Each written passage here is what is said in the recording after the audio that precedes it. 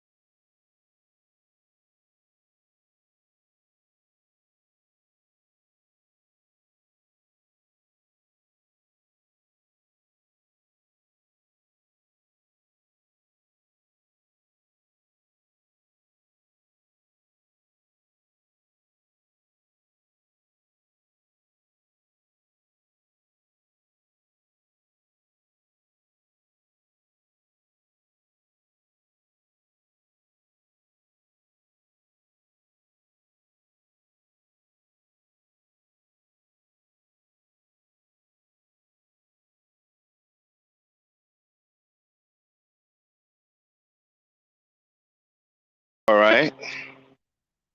I'm not sure what happened, but the music just stopped. All right. Anyway, welcome to the Overdrive. Dame, am I coming in clear? Can everybody hear me in the chat? If you can hear me in the chat, Auntie, type in a one. I forget it now, Dame. I mean,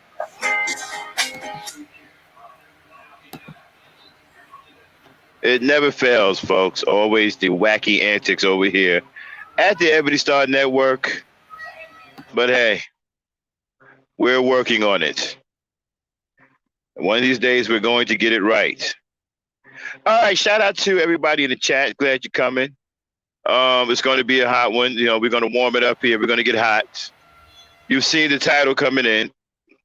The title is Black Women Should Practice Hypergamy, but with a caveat. And the sub topic we'll be talking about tonight also is dealing with overly emotional Black women. All right? Now, before you sissy bams come running up in here, think about it. All right? I'm not one of you. So don't think that these titles mean what you think they mean. Okay? I'm just giving you fair warning. Remember, I am a lover of Black women, not a hater.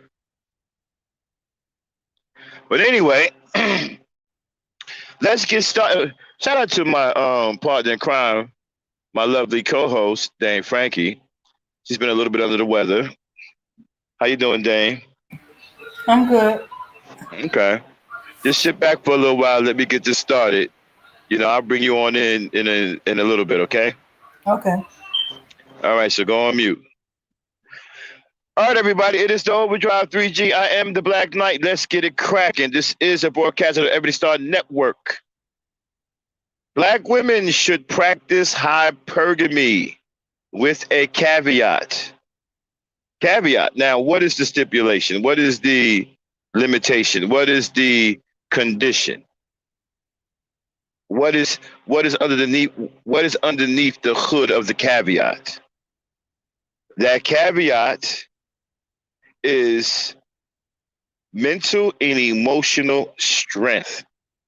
Add that to the sociology or sociologist, the educational and the high value of the hypergamy.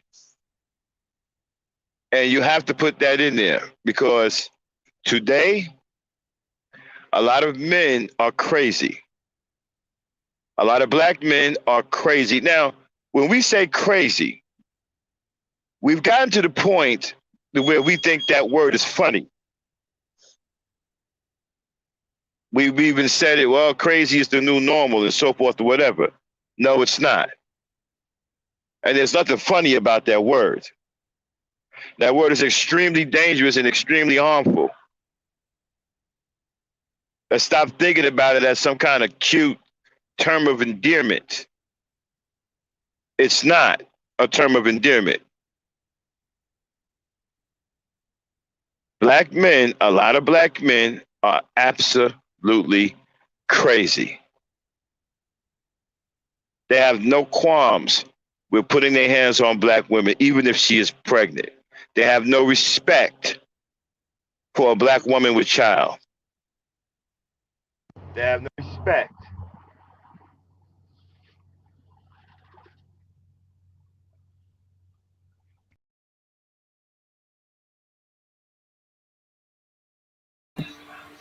All right. Max will be back. And okay. So, in case you've been wondering, like me, what a caveat is, it's a warning or proviso of specific stipulations, condition, or limitation. Um, there are there are a number of caveats which concern the validity of the assessment result. Similar words as warning, cautious. Under the law, and notice, especially in probate, that certain actions may not be taken without informing the person who gave the notice. Yeah. Yeah. The caveat of the contract includes a penalty fee if the loan is not repaid. Okay, that's just examples of sentences of how you can use caveat.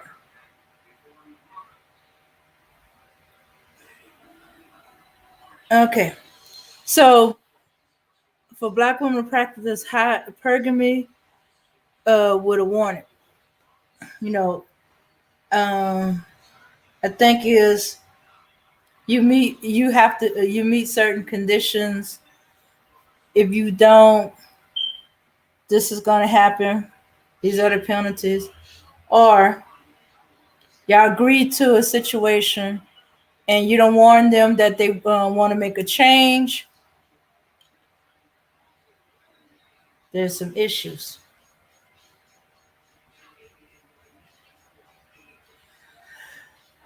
Yeah, but you see, they, certain groups have a problem with hypergamy, which is supposed to be done natural.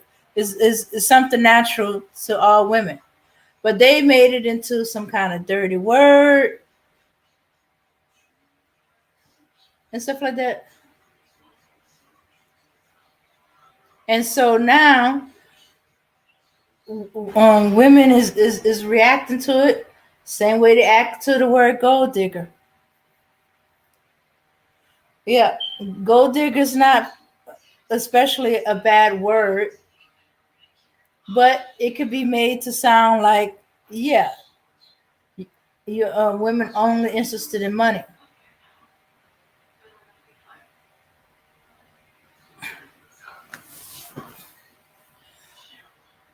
Hello, Chef Disaster.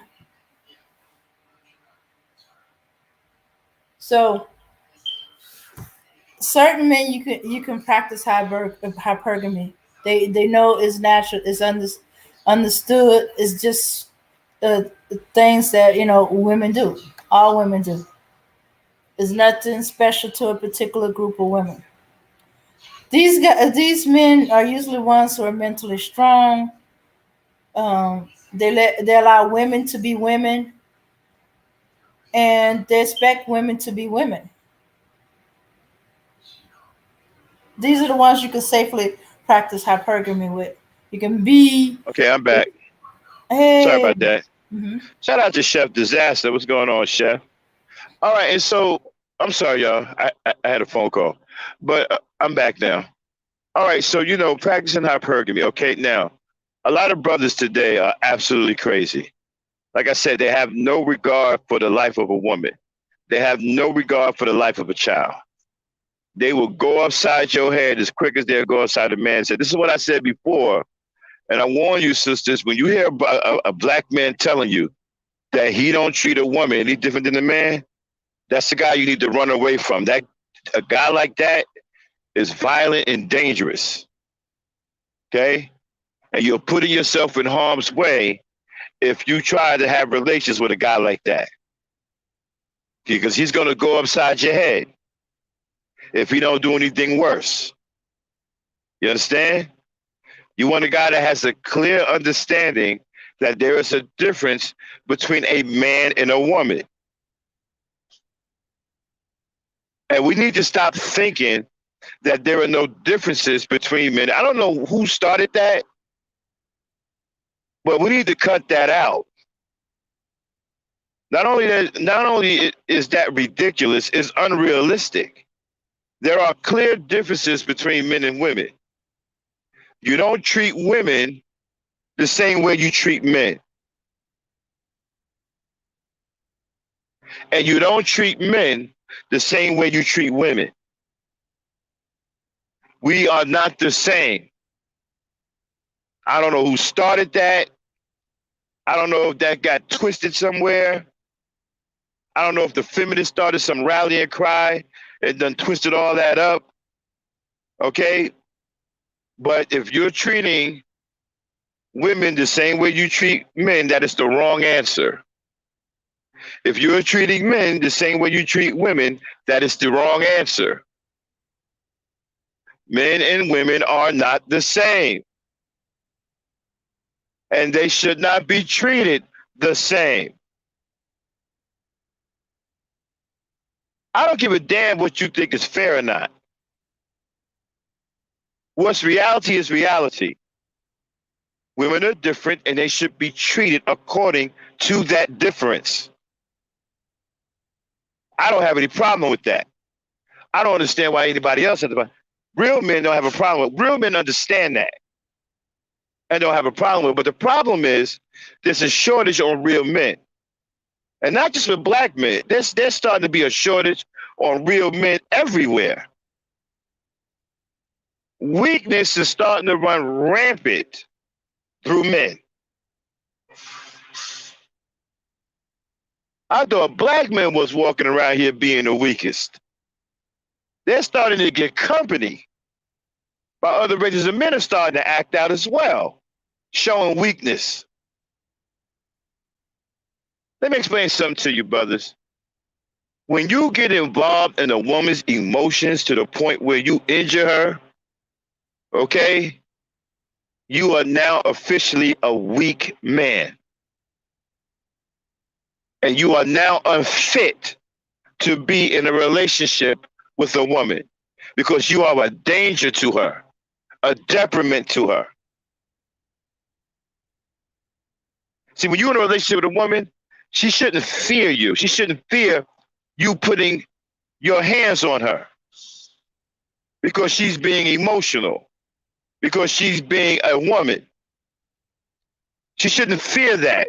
If she has to fear when she's being an emotional woman, which is natural for her, if she has to fear you beating her up, hurting her, then she shouldn't be in a relationship with you. You are unfit to be her man, her husband, her anything. And black women, I'm telling you straight, because I love you to death. I'm telling you straight. You had better start paying attention to a black man's emotional state and his mental state. You had better start paying attention. Or it's going to cost you everything. These men out here today are messed up from the floor up emotionally. You're not dealing with strong, manly men anymore. You're not dealing with guys that come from where I come from, who was raised by strong men of chivalry, men who protected the weak, men who protected women and children. You're not dealing with that anymore. You're not dealing with my kind or the kind who raised me. What you're dealing with is a bunch of wussies, a bunch of fraidy cats, guys who are scared of physical conflict, guys who are overly emotional, carrying weapons, guys who get their feelings hurt easily and behave like a woman. And on top of that, they're effeminate, gay, and they sellouts. That is what you're dealing with. You're not dealing with any more of the strong, broad-shouldered century, the one who's strong and quiet. The kind that if you're at a club dancing, he doesn't really know how to dance, so he just sits there and makes sure he protects you while you're on the floor dancing with your friends. You come back and sit on his lap and have a drink, and he puts his arms around you in protection while you're sitting there bopping back and forth to the music, feeling protected. There are hardly any of these men anymore. What you got now is a bunch of sniveling, pathetic, weak, jealous men who are crybabies, brokenhearted, broken period, can't take any kind of pain, whether physical or emotional, can't take anything. Zero tolerance for pain. No pain threshold whatsoever, which is problematic in itself because a man is supposed to have a high pain threshold.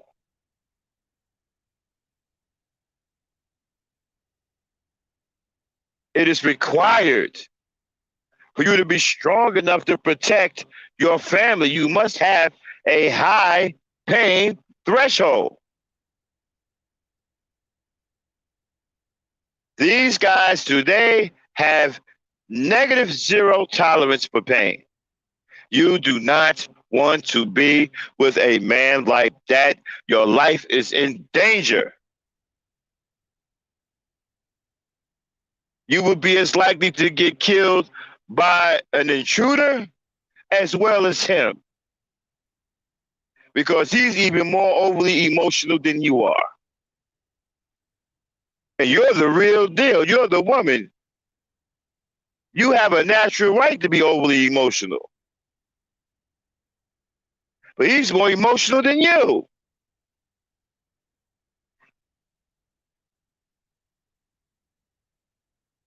Hypergamy, practice it. But throw in that caveat, that stipulation, that condition, that limitation. The limitation is you're not accepting any emotionally weak men, any mentally weak men.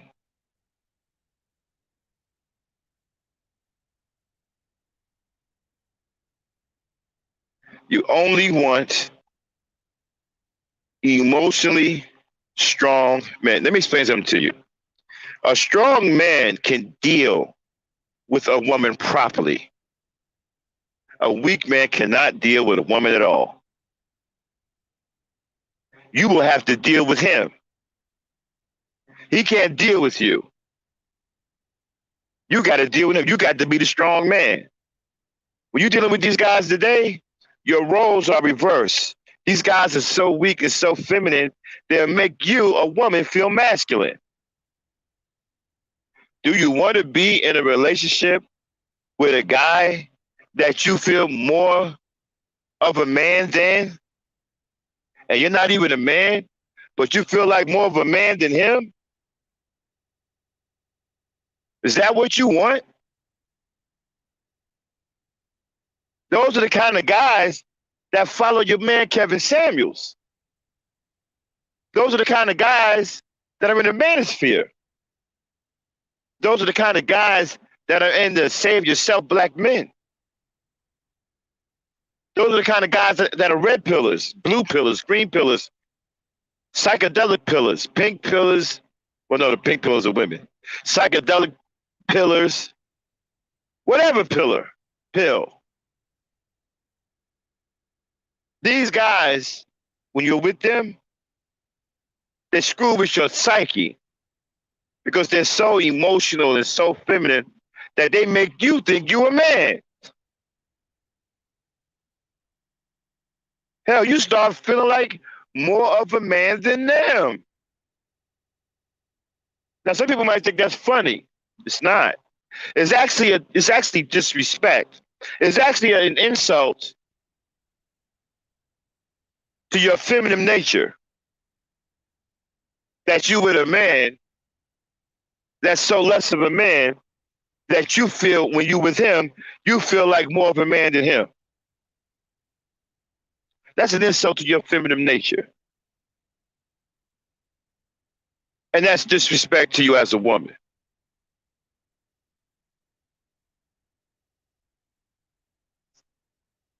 Mental and emotional health must be a high priority for you when you are looking to deal with a man today. You have got to put that number one on your list.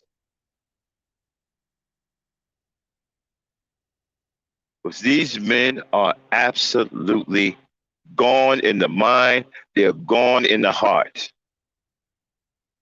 They're out here murdering women over nothing, things that they can't even do. I'm talking, okay, if a woman rejected you back in the day when I was growing up, okay, you got rejected. First of all, your first rejection was celebrated. because it meant that you were a man. She sized you up and said, nah, I'll pass. I, but you didn't fall apart. You didn't freak out. You didn't go snatch a woman and try to pull her hair out. You didn't go take a baseball bat and bop her upside the head and drag her down the street like you're a caveman. You didn't do all of these things. You didn't go murder her and her child because you got rejected. That was considered part of being a man. You were learning. You were starting to understand feminine nature. Just because you love a woman, you love women, doesn't mean that you are entitled to everyone. Doesn't mean that you are entitled to them. You have to earn it. You're not going to be accepted by every woman. We used to tell guys, look at it this way. You're being rejected because the universe is leading you to the woman you're supposed to be with. That's why you're being rejected, because it's not meant for you to be with those women. That's why they're rejecting you. You're not theirs. You belong to someone else. You just haven't met her yet, but you belong to someone else.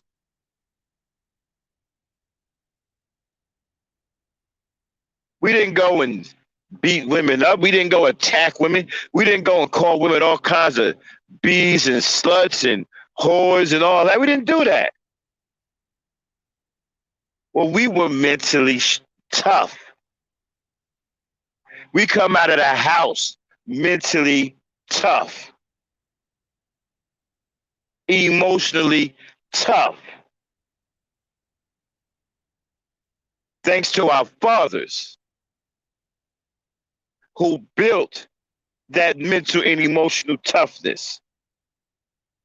So when we went out and got rejected, it was a small thing. Hey, baby, how you doing? You want to be with me? No, I don't. Okay, you're lost. Let me go on to the next, honey. That's how you played it.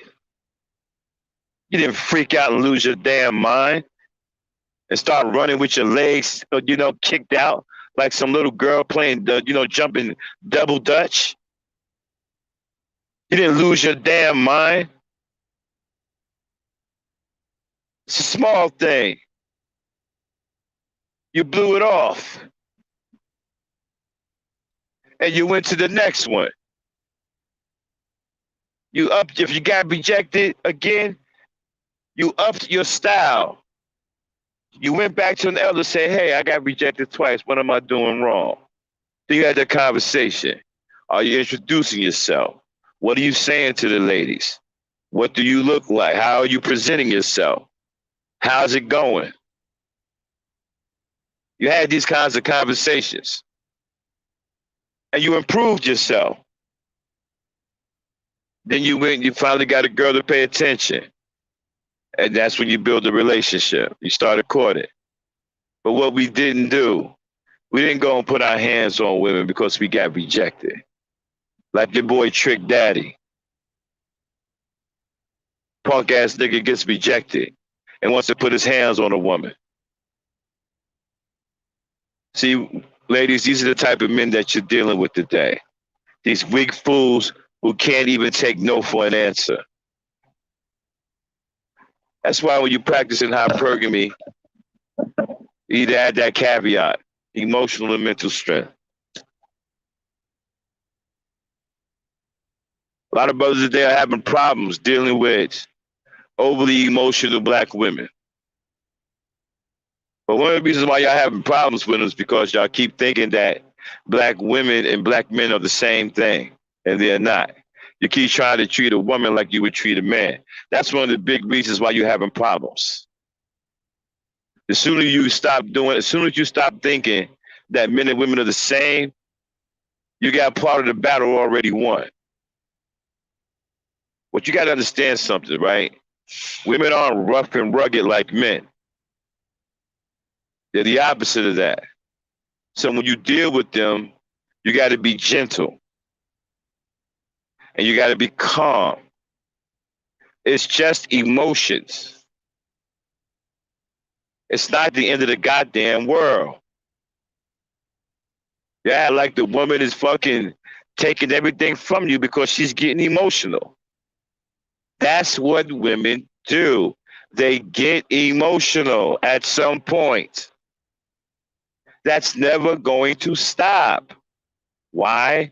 Because they are women.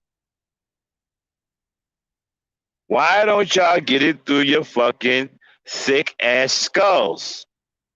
Now I know some of you motherfuckers, your head is solid all the way through, and you can't really comprehend anything. So for motherfuckers like you, we'll make some big ass signs written in crayon. You need to get it through your skull. Emotions aren't going anywhere. Stop trying to get rid of emotions in a woman. It's never going to happen. She's going to be emotional naturally. Why? Because she is a woman. She's not a man. And you don't penalize her because she's not you. You don't jump on this fucking Kevin Samuels and fucking Manosphere weak ass fucking gay shit talking about you treat a woman the same way you treat a man. That's gay. I'm telling you that right now. That's some homo shit. Because a real man knows that there's a clear difference between a man and a woman. And you don't be rough when you're dealing with a woman that is emotional. Exercise patience. I taught you guys before on gym culture. Exercise patience over emotions. Patience over emotions. They're emotional, you be patient. They get more emotional, you be patient. Let them go through their little emotional cycle. They will calm down. They're not going to get emotional and stay emotional all damn day. Unless you keep fucking with them.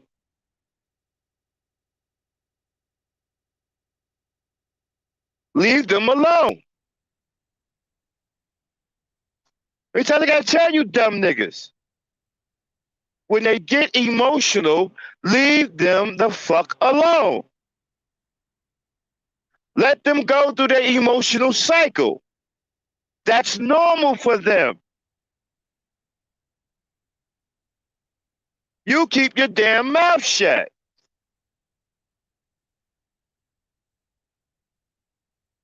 Just be quiet.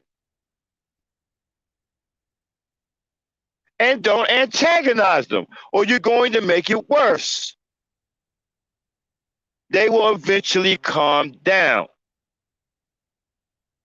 if you don't interfere. Don't go back and forth with them. Don't try to out-talk them.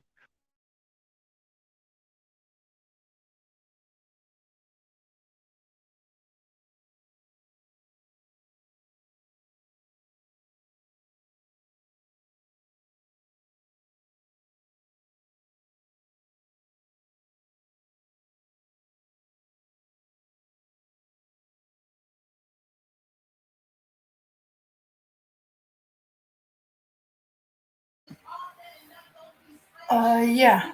Yeah, it seems to be that men are trying to always out talk women I'm when sorry, y'all. I'm back. okay. Okay, and so you don't overtalk them.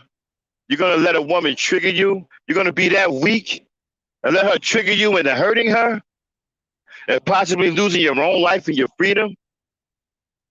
Don't be a dumbass nigga. Don't be a dumb naga. Be strong. Be a strong naga. Women need strong men. Only strong men can deal with a woman. You weak nagas, Y'all need to go back to the drum. Y'all need more training. Y'all don't got what it takes to deal with a woman, especially a grown ass woman. Y'all don't have what it takes. You don't understand feminine nature. You don't. You don't understand their natural emotional cycles. They get like that sometimes. They don't mean anything by it. That's just them being women. They get a little salty. They shake their hips hard sometimes. Attitude. That's just a woman's thing. It ain't got shit to do with you. So mind your damn business. Why are y'all jumping in a woman's business? You're not a woman. So what if she's walking, clacking in her high heels, throwing her hips with a little attitude? So what? What's it to you? That's none of your business. She's just being a woman, and she just felt like that day she wanted to show a little attitude. Women do that. That's normal.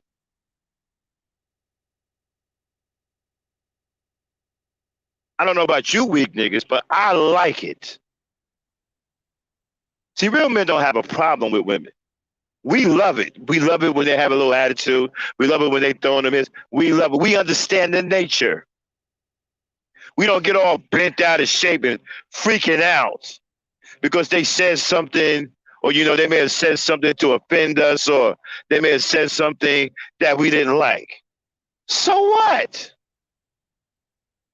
What I'm supposed to do? Fall apart?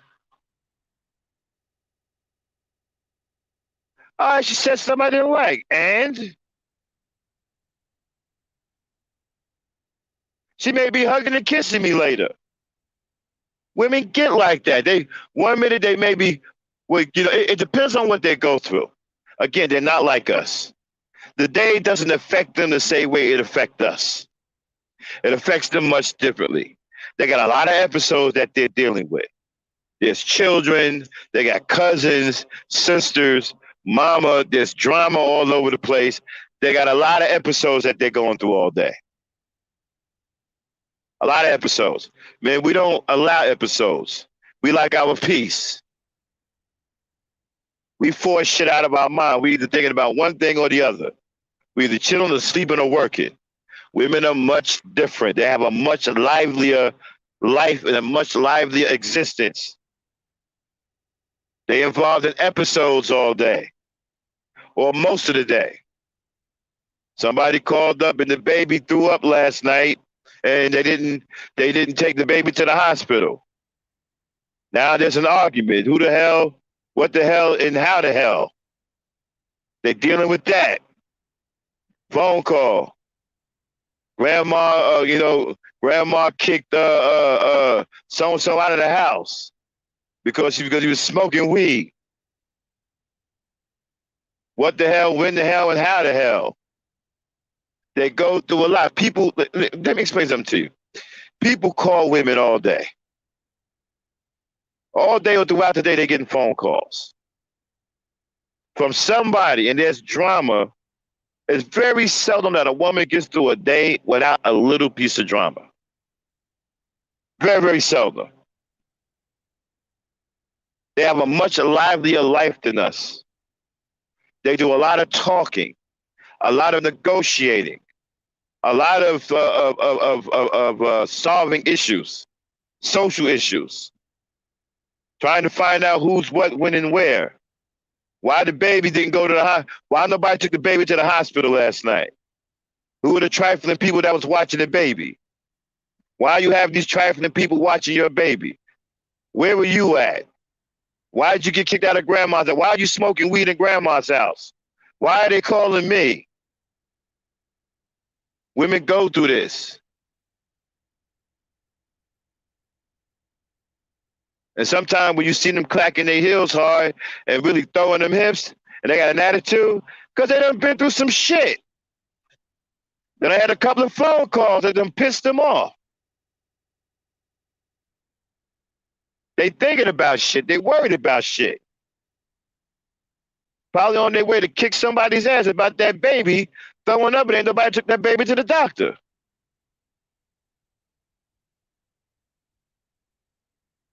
And when they get like that, they need us to be strong men. They need us to do our job. They need us to be that pillar of strength that they can cry on, that they can lean on, that they can come to and say, oh, honey, just hold me. I'm so tired. They're working my nerves. And you're supposed to be there. Here, baby, come here. What's going on? Put your arms around her. Let her lean on you. Give her a kiss. Look her in the eye, ask her what's going on. Tell her it's all right. Tell her everything's going to be okay.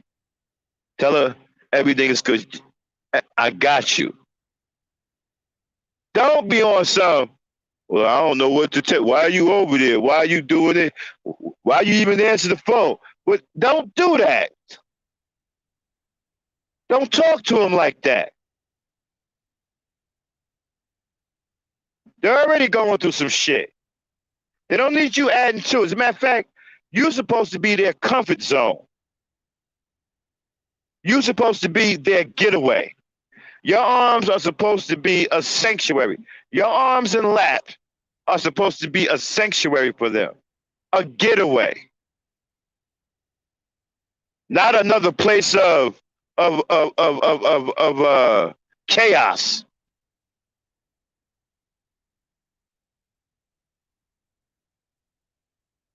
Understand? And man, let me tell you something. Don't y'all niggas, hey, don't try me, man. Okay? Don't come in here talking about, well, men go through shit too. Don't come in here with that weak shit. I'm not the one, dog. I'm telling y'all that right now. Okay? Don't come in here with that. I don't want to hear that.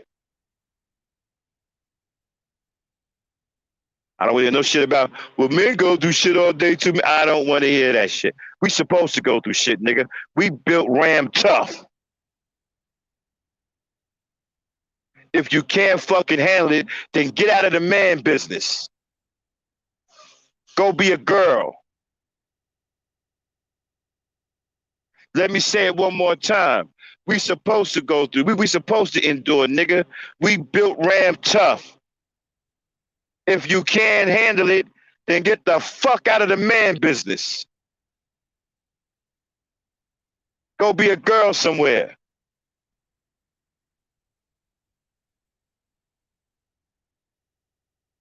So she already going through some shit. Again, their day is. I remember one time I was home one day, and I was chilling out working on my computer, whatever. You know, I didn't have to work, and right. And I watched my wife field, and I counted them, 19 phone calls, 19 in 45 minutes. 19 in 45 minutes. She feel more than that throughout the day. But just in 19 phone calls. And they included people calling her, she calling people back. People calling her, she calling people back. And I'm sitting in the living room listening because my wife's very loud, okay? And get the phone call. What happened? Who did what? What did James do? Where was so-and-so? Where was mama? What? Who? Give me the phone number. Click, ring. What the hell is going on? Why y'all let James do this, and that? Y'all know he ain't shit. What the hell? Who? Give me the number. Bye, click, ring. What are you doing? Why your son is over there acting out and this, and that? Why is he putting hands on women? Mabel said this and Mabel said that. I don't know what Mabel doing. Where's she at? All right, I'm going to call her. and just back and forth. And that was 45 minutes, people. 19 phone calls. Women go through this every day. Now, of course, every woman is different. Every woman has a different level of interaction with their peoples. Okay? But they're going through some kind of drama throughout the day. And it depends on what type of drama it is. It can cause that attitude. All right?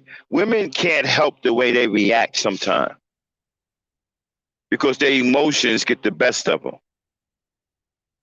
That's why it's important for you as a man to be that sanctuary, to be that pillar of strength, to be that strong, silent type. Of course, care about your woman, say loving and caring things, but don't, when they're emotional, don't exacerbate it. Don't think you know better. Just leave it alone. Just be there for them. That's all they need you to do. Be that strong man. Hold them. A lot of times they just want to be held. They just want to get away from all of the madness. And they want to be in a strong man's arms. And you taking that away from them by acting like a damn fool. It's how you deal with overly emotional women. You don't need to put your hands on them. Now, a lot of you guys, a caveat is Razi, a caveat is a stipulation, condition, or limitation. That's what a caveat is.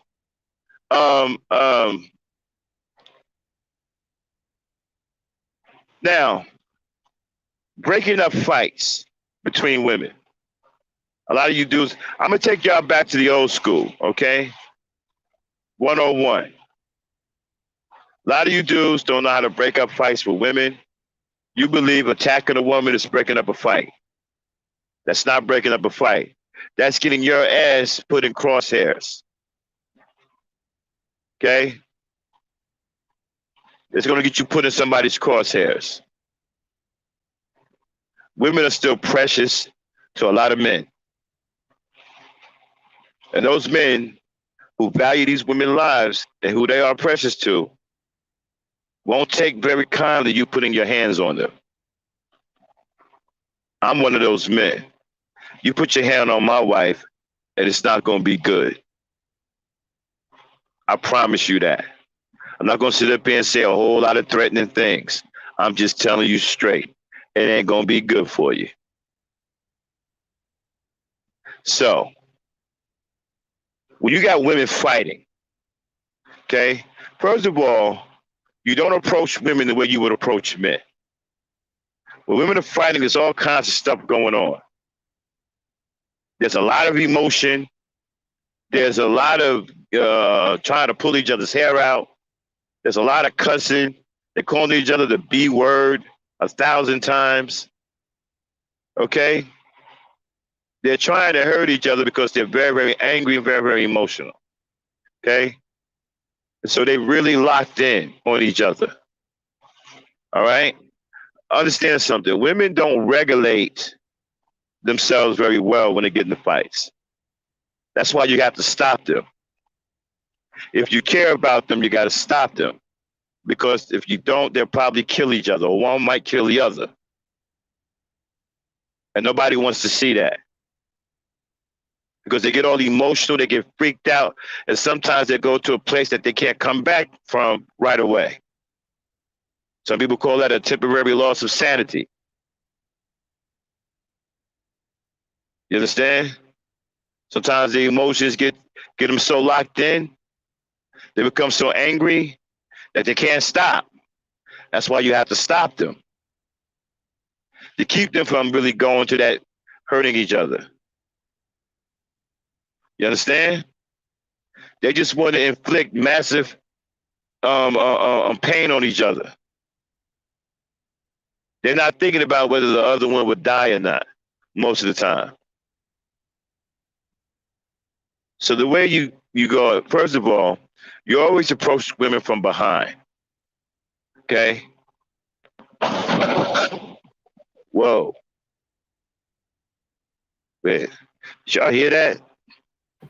Yes. Massive thunderstorm. That was a thunderstorm? Yeah, that was a crack of thunder and lightning right there. Mm.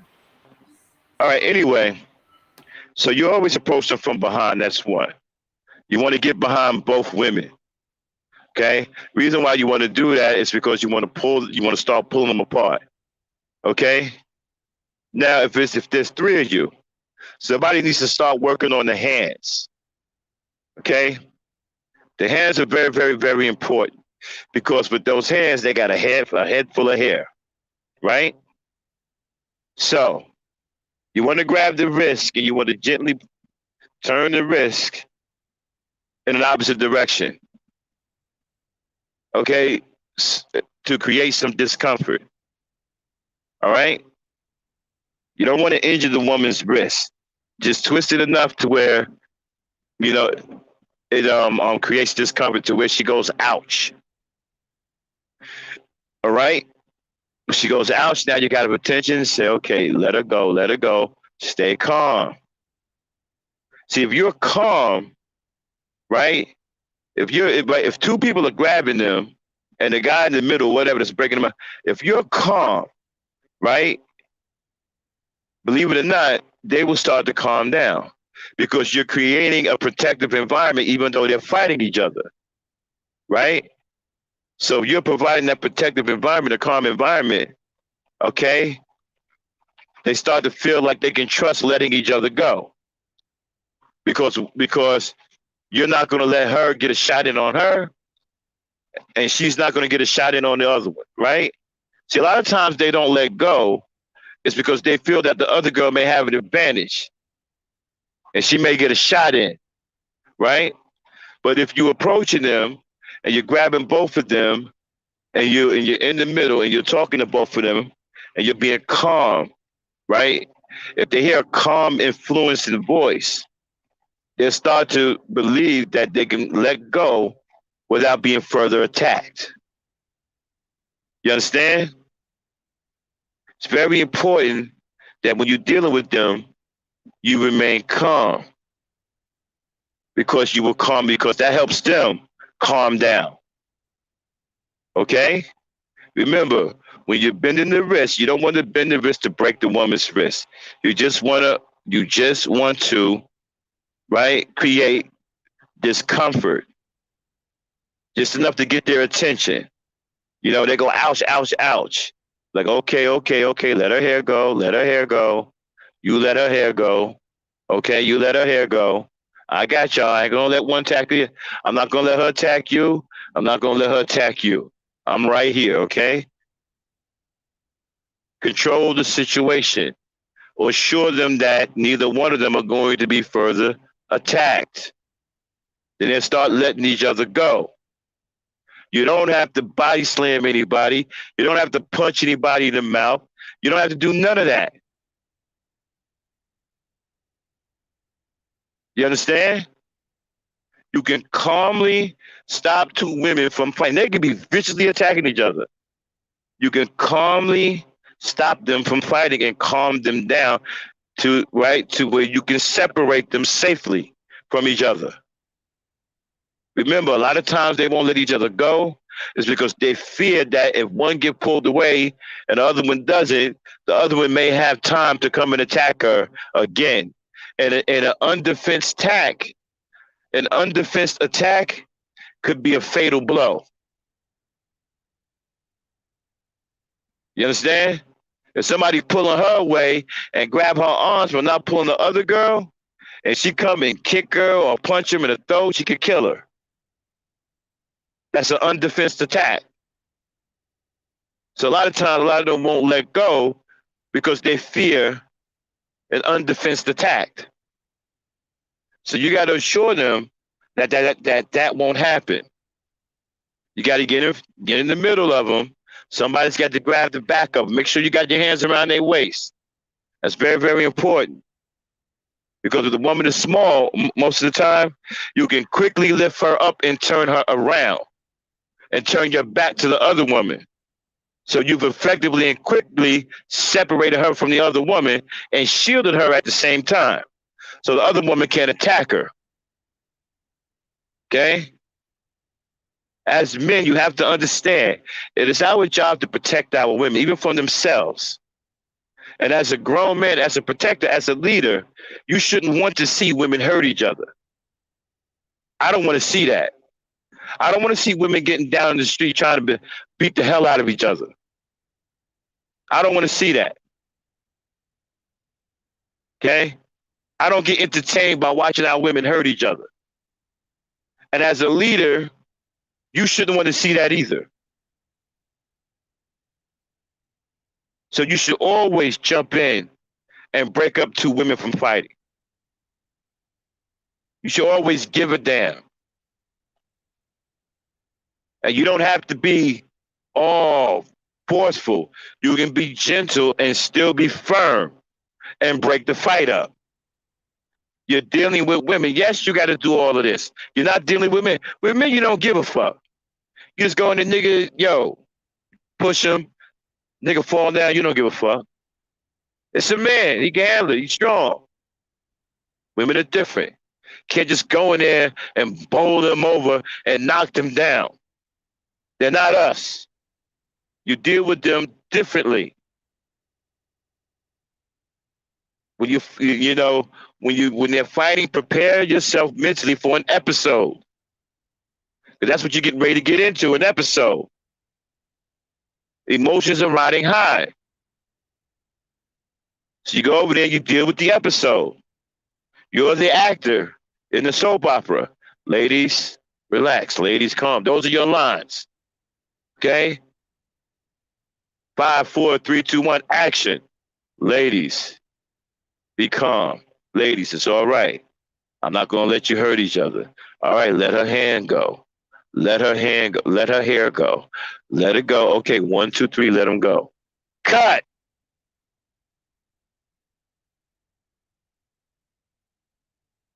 You're the actor. Action. Ladies, calm down. I'm here. Calm down. I understand you're upset. I understand. Okay, it's over with now. Time to let each other go. I'm sorry for bending your wrist, but I need you to let her hair go. I need you to let her hair go. Come on, let it go. Let it go. Everything's cool. Calm down. Cut. That's what you do. Wash, rinse, and repeat until you achieve separation.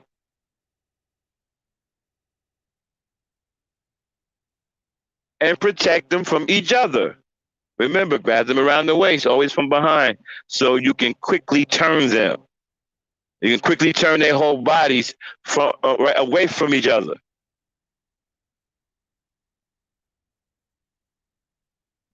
Okay? And just start moving them apart. And don't let them get at each other again until somebody takes them home or you take one of them home, but somebody needs to remove one from the situation and take them somewhere so they can calm down. That's the way you do it. You don't come in there body slamming people. You don't go in there punching women in the face. You don't do any shit like that. You're supposed to give a damn. And you shouldn't want to see women hurting each other like that. We are men. That's what we do. We fight. That's our calling card. That's what we do naturally. We're built for conflict.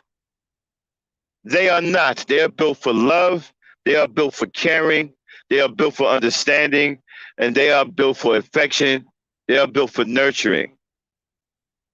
They are not barbarians like we are. And you shouldn't want them to be.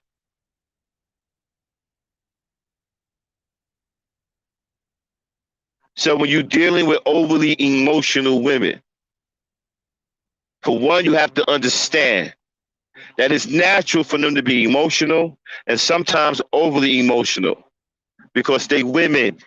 That's in their nature. That's not in a man's nature, but that's in the woman's nature. You don't penalize them for being women.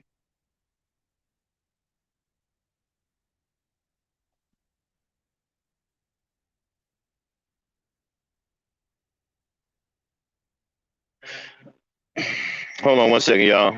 I'm answering. I'm looking at this question here. But when black women have a black man who is covering all the bases and fulfilling all of her most basic needs, he can tame those erratic, destructive emotions. Don't be playing with these sisters. All right, I can agree with that. But yeah, that's what I mean. Stronger man knows how to deal with a woman and understands that it's in the feminine nature to be emotional. Okay? You don't freak out and lose your cool because a woman is getting emotional with you. Excuse me. All right? And you don't go and put your hands on her because she said something you didn't like. For one, you shouldn't be arguing with women to begin with. The only time you get into a thing with a woman, it's about a situation. Maybe it's something that has something to do with um, something with the car, or maybe something around the house needs to be fixed, and you might have a little small back and forth about that. But other than that, you don't really argue with women. Don't argue with women. What if it's something that you feel that could be dangerous for her? Okay, well then you sit. Well, first of all, if your woman is getting involved in something dangerous, you do what you have to do to make sure that doesn't happen, even if you have to forcefully remove her from somewhere. Eventually, she'll see the error of her ways later, but you make sure you see to her protection first. And if it's something that's dangerous for you, sit down, you talk to her about it. You say, hey, this is dangerous. I don't want you around this. You're going to get hurt. All right. If she persists and stuff like that, then you tell her, look, you're going to give me no choice. I'm going to have to forcefully stop you from going here. Because if you do, you're going to get hurt. And if she still won't let you stop her, right? If she still want to go out there and possibly get hurt, then it's time for you to either get a divorce or it's time for you to break off that relationship. Your relationship is over. Because if she doesn't love you and trust you enough to protect her and keep her from getting in harm's way, and she don't want to listen to you and still want to get in harm's way, then it's time for you to gracefully bow out.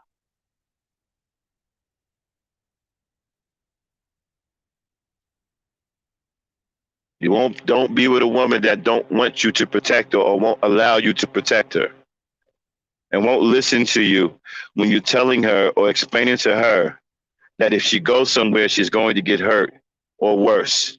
And she goes anyway, then that means she doesn't respect you. And you don't be with a woman that doesn't respect you. Have enough respect for yourself and break that relationship off. You ain't got to break it off cussing her out, calling her all kinds of names. Be classy, be dignified, and say, hey, it's not working out. This is not for me. I'm out of here. I wish you well. And I hope you find somebody that you can actually be with. As for me, this is the end of the line for me with you. And you step.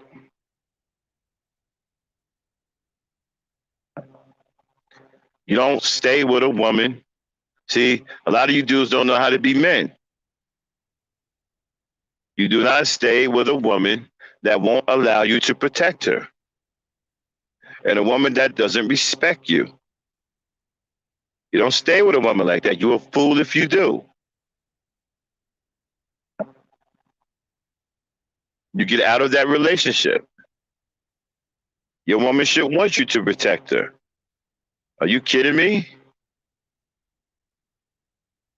But anyway, so again, we're going over hypergamous with a caveat. Black women practicing hypergamy with a caveat. In other words, a stipulation or a condition.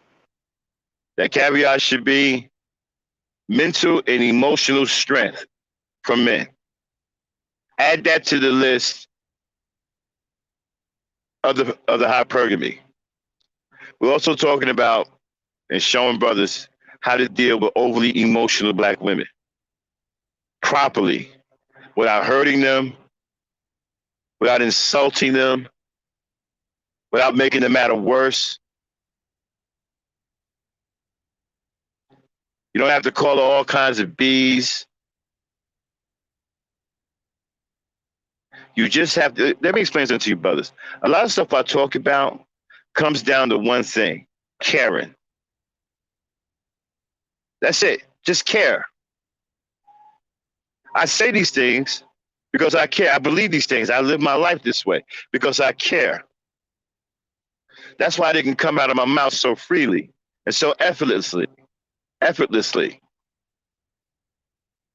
without hesitation. Because this is the way I live my life. I care about the women in my life. I care about black women, period. I don't want to see them hurt. I don't like to see black women fighting. Any man in his right mind should feel the same way. When I was growing up, we didn't want our girls fighting. Nobody wanted their girls hurt. Nobody wanted to see their girl with a swollen lip or a busted nose or a scratch on that beautiful face. Our women were precious to us. They meant something to us.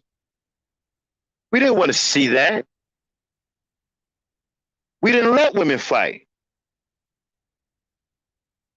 We were men. We do the fighting. That's our job. We are the barbarians. We are the brutes. That's what we do. They are givers of life. They are mothers. They are caretakers. They are our lovers, our sisters, our daughters, our aunties, our grandmothers.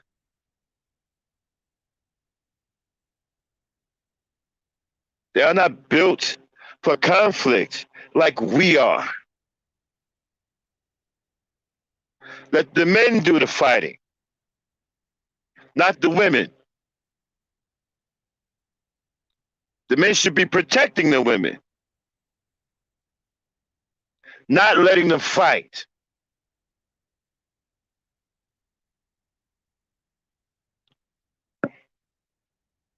So, with that being said,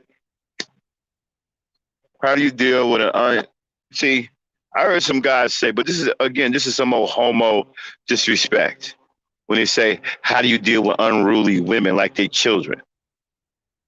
Oh, damn unruly woman. How do you deal with an overly emotional woman? Very, very easily. You let her be a woman. And mind your damn business. You'll find it's very easy to deal with emotional women if you let them be women. Very simple. I deal with emotional women a lot.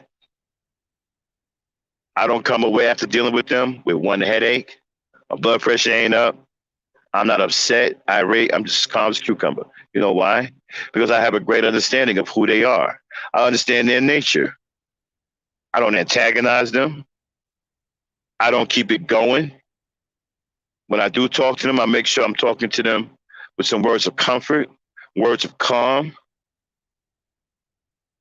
And I don't penalize them for being women. I don't tell them, well, you shouldn't be emotional. That's like telling a human being to stop being a human being. That's like telling a bird to stop being a bird. Hey, bird, you better stop being a bird. Come on. Let them be emotional. That's normal. The problem is you aren't normal if you're bothered by it. If you're a man that's running around here bothered by women being emotional, you need to check yourself. There's something wrong with you.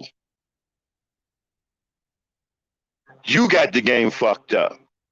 Ain't nothing wrong with them. They're just being women. There's something wrong with you. They're being women. How about you try being a man? See, a lot of you dudes don't understand what it means to be a man. That's why you listen to guys like Kevin Samuels, some gay dude who's sitting up here trying to tell you that women are hypergamous and men should get the same things that women get, and why should women get all these things? Man, that's all homo shit. Real men don't think like that. Real strong men who go out here and pay the cost to be the boss don't think like that. We don't have a problem with women being women. We're not jealous of women. We're not jealous because a woman can be a waitress and get a dude that's a millionaire. Why? Because he fell in love with her. That's why. You niggas are mad because women can get that. And you can't get that when it comes down to women. But see, if you was a real man, you could get that. Because women are always looking for real men. Real men are in high demand. The problem is they can't find any. All they see is you niggas. That's all they see.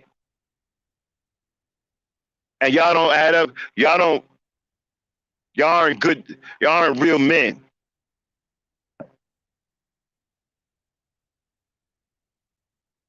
A real man is not jealous of a woman. The hell a man look like being jealous of a woman for? What the hell they do that at? Talking about, well, men do all of these things. Women don't do nothing. Why should women get this? Because they women, Naga. And they're going to always be able to get that. I hate to tell you that. Men are going to always pursue them because they are unbelievable people. They're capable of things that men are incapable of. They can become very, very enchanting. Not to mention drop dead gorgeous. In so many areas. There are so many things that they bring to a relationship into our lives. It can't even be measured. Talking about what the hell they bring to the table. Seriously, nigga, are you crazy? See, only a gay dude would ask you some stupid shit like that. What does a woman bring to a table? That's a gay dude. Ain't no real man running around talking about what do a woman. We know what women bring to the table. Matter of fact, they bring shit. Matter of fact, you ain't got a table big enough to hold what they bring.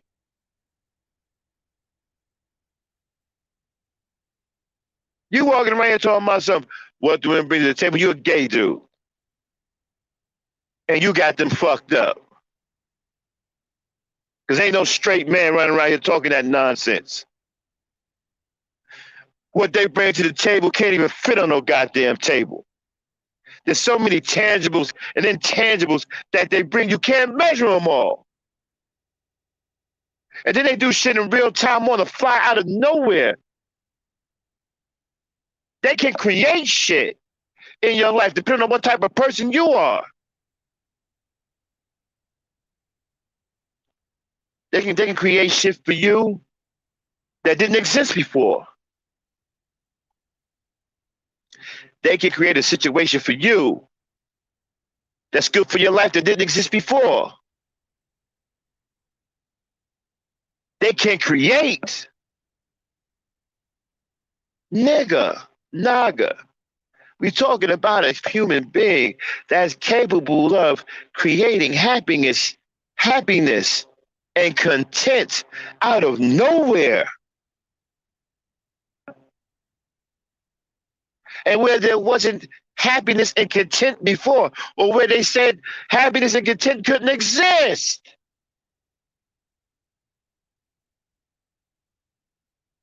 You're talking about women who are women who can overpower loneliness.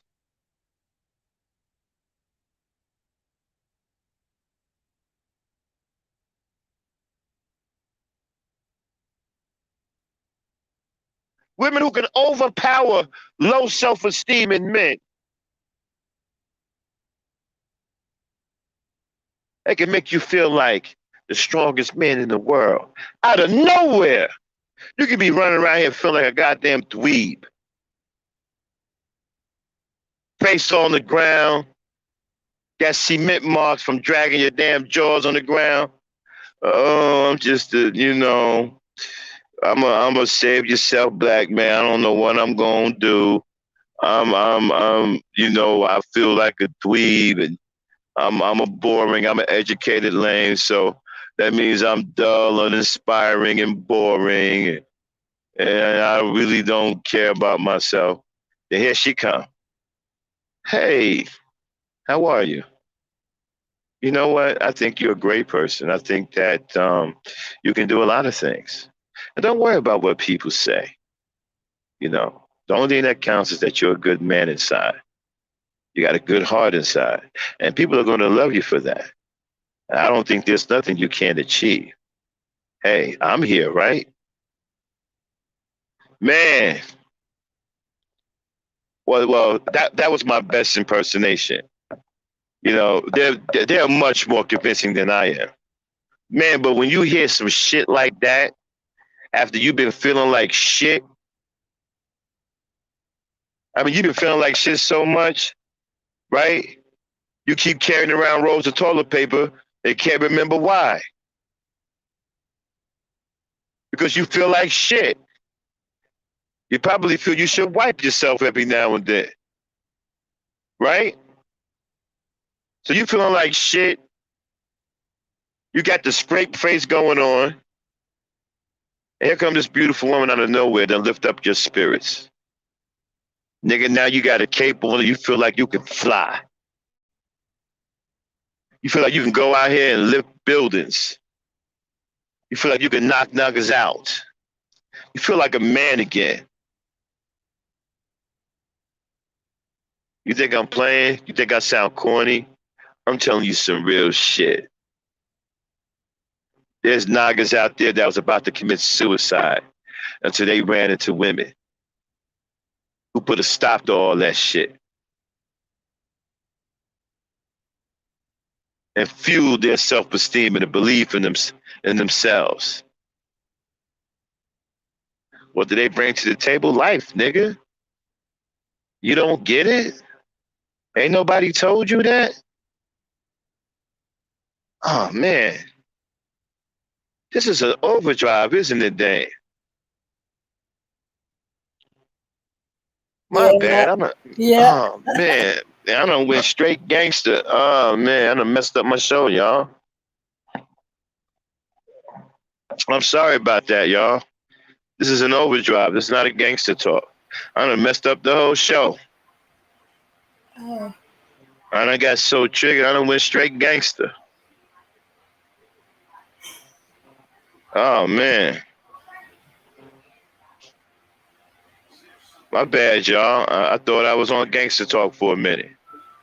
All right, oh. Dan, come in and save me. you just, Okay. you just, a, See, I got a passionate woman. person. See, y'all, I got a woman right now coming in to save me because I feel like shit.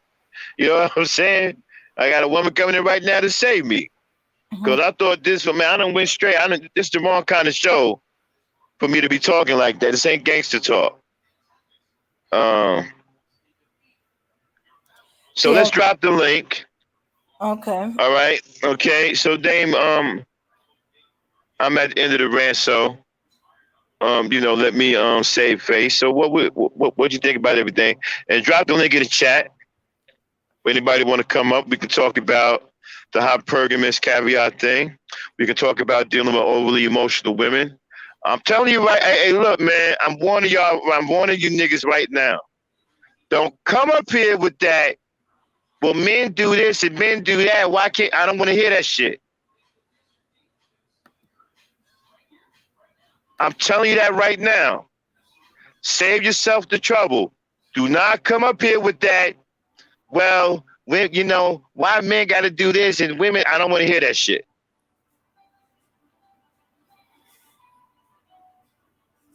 We strong. We real men over here. We strong. Keep that weak shit outside. Go ahead, Dane.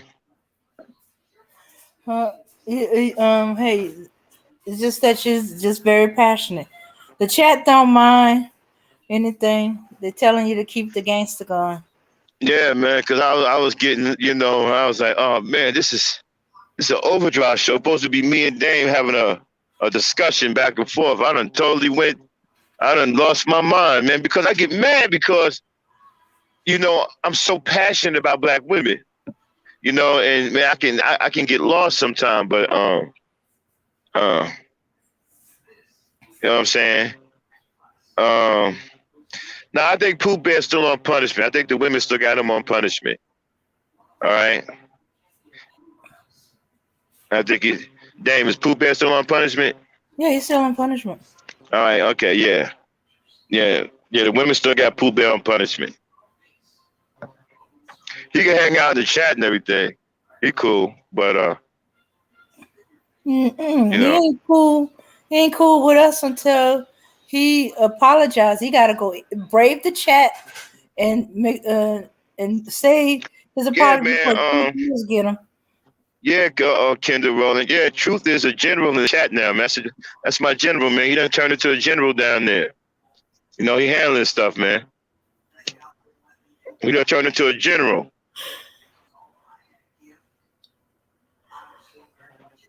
And if Auntie had heard him, he wouldn't have got to the point to get in the chat Yeah, to Truth. apologize. Yeah, Truth. He's still on punishment. If you get out of line, Truth, smack him around a couple of times. Oh, Roger, you good, man. You can always come up, bro. You know that. Mm-hmm. Okay. Well, Pooh Bear, he lost his mind up here the other day. Started calling black women bees and calling, monkeys and all that. And I don't play that. We don't play that here on the Every Star Network. That's a no-no. He lucky he didn't get banned. But we let him live a little bit. Because he did come up here and had a couple of respectable conversations, even though we were on different sides of the coin. And that's cool. We don't mind y'all having y'all opinion. We don't mind y'all having y'all stance. People got us wrong. People think that you can't come up here and express how you feel because it's in opposition of what we stand for. We don't have a problem with that. Come on up here. If you on a different side, you want to present an argument, you're more than free to do so. We'll be happy to have you. Okay? But just don't get upset when we have a difference of opinion. Okay? And make sure you abide by the rules. This is a haven for black women. Everybody that knows me knows that. They know that I don't tolerate any disrespect for black women. I don't care how you feel about what's been going on in the world. You're not going to do it here. This space protects black women, and it's going to stay that way. And on this space, we have a zero tolerance for disrespecting black women. And you most certainly, Dane, what is the most certain thing they just absolutely cannot do here? Above all. Can't call any of the black women a B word. That's right. That is a cardinal sin over here. Pooh Bear is lucky. He's lucky he didn't get banned. But he put a little credit in. That's what saved him. So we're willing to give him the benefit of the doubt. Yeah, he tried to apologize in a private chat. But he apologized, But give it a little time. He'll probably be back on the panel again. We're not going to hold a grudge against him forever because the brother did try to come up here and respectfully express himself. And we appreciate that. That's why we didn't ban him.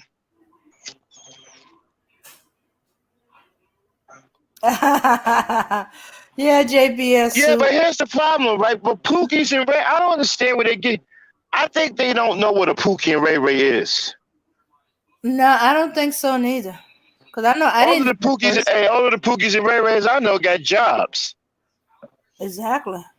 and many of them are married with kids, Mm-hmm. and they don't sell drugs. No. I think they misunderstanding what a Pookie and Ray Ray is.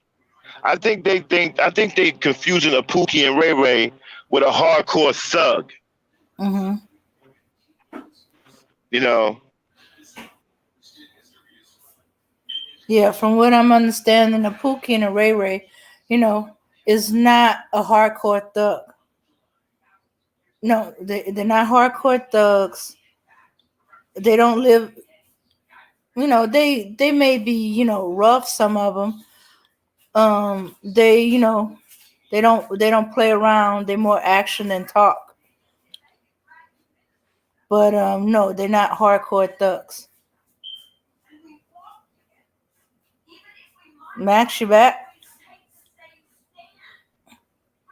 yeah. So I'm thinking that they're confusing a Pookie and Ray Ray with a hardcore street thug. Mm-hmm. You want to debate who, Rozzy?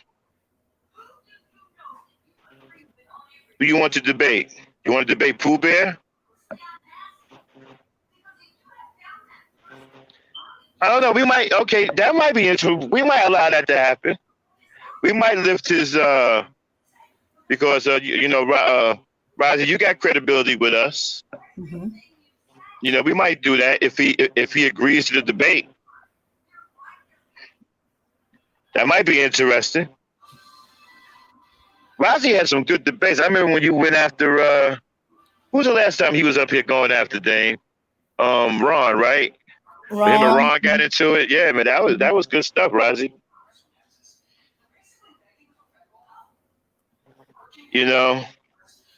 So Rozzy, if he accepts the debate, okay, we might let that happen. Put a one in the chat if y'all want to see Rozzy debate Pooh Bear. I like that. I'm gonna put it. Well, I ain't in the chat, but count me in for a one. Mm-hmm. I'm with that. What do you think, Dane? Okay, Rosie. Yeah, I think it'd be okay. Okay, For we got General Truth. He with it. okay, he's with it a lot. Yeah, man. General Truth. He with it. Not too many truth because we don't want to get hit with spam. Well, we got you. The general in the chat, General Truth, said he with it.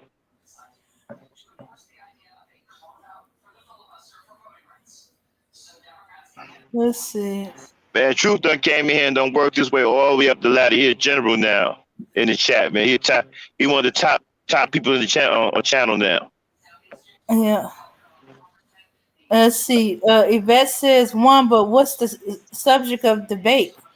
It depends on first of all, where's Pooh Bear? Is he even in here? Mm.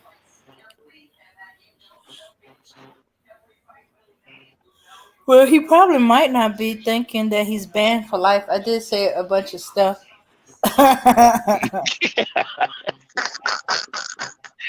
You threatening somebody? That must have sound funny and shit. I did. All I Hey threatened y'all, is that hey he's gonna y'all, have but to kiss David, my sir. dirty feet. Hey He's y'all, gonna have David's to such a really suck up. hey, David's such a sweet person. To even hear her curse is funny. You know what I'm saying? Because it's not something she does. You know what I mean? It's just she's got that auntie vibe going on. It's a when you hear her curse or try to get mad, it sounds funny, man. It doesn't even sound real. You know, you over here threatening people. That's funny.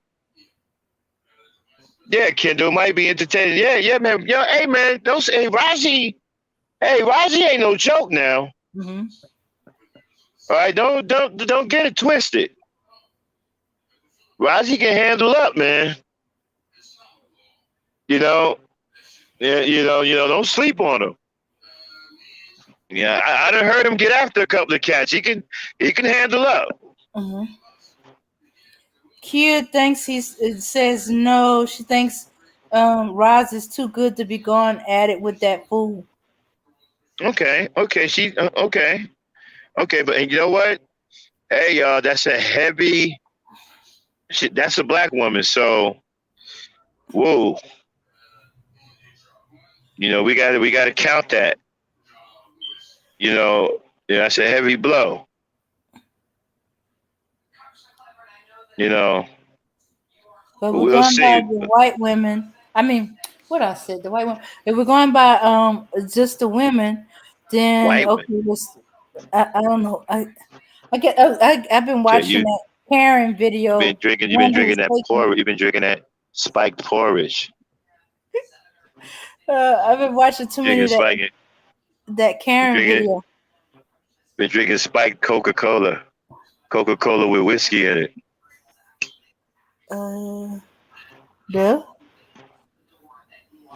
Uh, Uh, uh, yeah, man. Raji can handle up, man. Don't sleep on Raji now. He ain't no okay. dumb brother, okay? You know, he'll come up here and get after you. And the way he does it is real wild because he be all like he like casual with it, right? It don't sound like he getting after you, but he get after you. You see, he slowly revs up. At first, he sound real casual and shit. You know, he just chilling like he in a barbershop. Then all of a sudden, he just start ramping up. And before you know it, you in a full blown get down with him. You know what I mean? And then trust me, you hanging on for dear life. You know, he ain't no dumb brother. You know. All right, if Pooh is in here, well, like I said, we can't just um, overlook what Kia said. Truth, Mhm. man, that was your game partner. You think you can persuade Kia? Uh, Mm. He said we need a Black Love episode now. I'd rather that than absolutely, hear the Winnie the Pooh absolutely, talking. Pooh absolutely, Bear, absolutely, Pooh absolutely, Bear, Kia. Pooh Don't Bear. worry, we got the black love. Don't worry. When we launched Night Dreams, you know, I don't know if some of y'all remember. You may be curious. Remember when me and Dan used to do a show called The Quiet Drive? Well, that has morphed into a new show called Night Dreams. Right? It's a bigger and better show with a little bit more about black love on it. But we're not launching that till next year. So until then, we're gonna try to give y'all some black love episodes. Okay? And listen, y'all, don't forget, Dane, drop your email. Okay? Shout out to Truth for sending us that piece that we will be doing. But we're trying to decide on if we're gonna do it on one of the regular shows or we're gonna do it on Ladies Night. But we will be responding with that. Truth. Thanks a lot. Okay? We're already working on that. So all right, so we're going to be doing what Truth sent us in the email about that sister. That was some bullshit. You will be hearing about it because I got a lot. We're going to have a lot to say about that. Um, and the title, it's going to be New York Brutality. Okay, so look out for that title. That'll be about what Truth sent us in the email. All Mm-hmm. right, so Dan Frankie's emails in the chat. Y'all got anything y'all want us to talk about? Any topic? You got a video? Send it to us. We'll do it. And please don't send us no stupid stuff, pornos and all that. Okay. Obviously, we're not going to do that. Okay. But if y'all got something y'all want us to talk about, you see something you're really upset about, get the URL link, send it to that email. Me and Dane will take a look at it, and we damn sure we'll speak about it. Okay. Right now, we getting ready to do the one that Truth sent us. Okay. That's going Mm-hmm. to be titled New York Brutality. So, um, we just have to decide which show we're going to do it on, a Gangster Talk or we're going to do it on Ladies Night. Might do it on the Gangster Talk. We'll see. Yeah, Kai. We had the Quiet Drive. Remember that? Well, you really gonna like Night Dreams. You're really gonna like that. It's the Quiet Drive to to the next level. Hmm. Oh, you like that when I do the.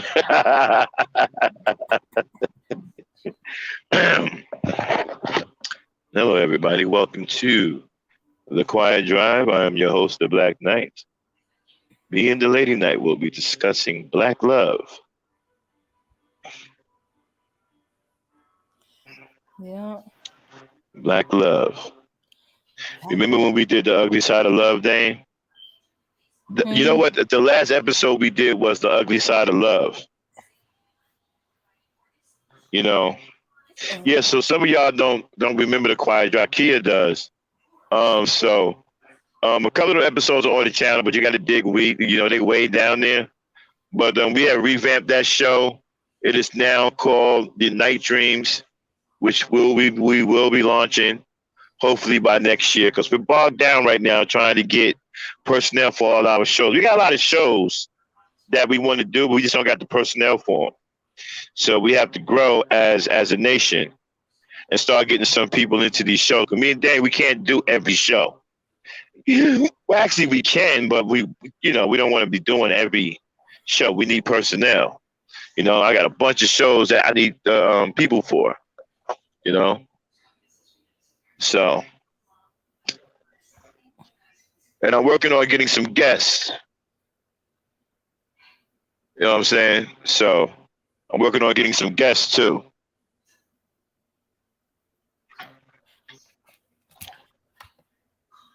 All right, what do we got here? Truth is, Water Sniper, is a mod on our channel. Yes, he is.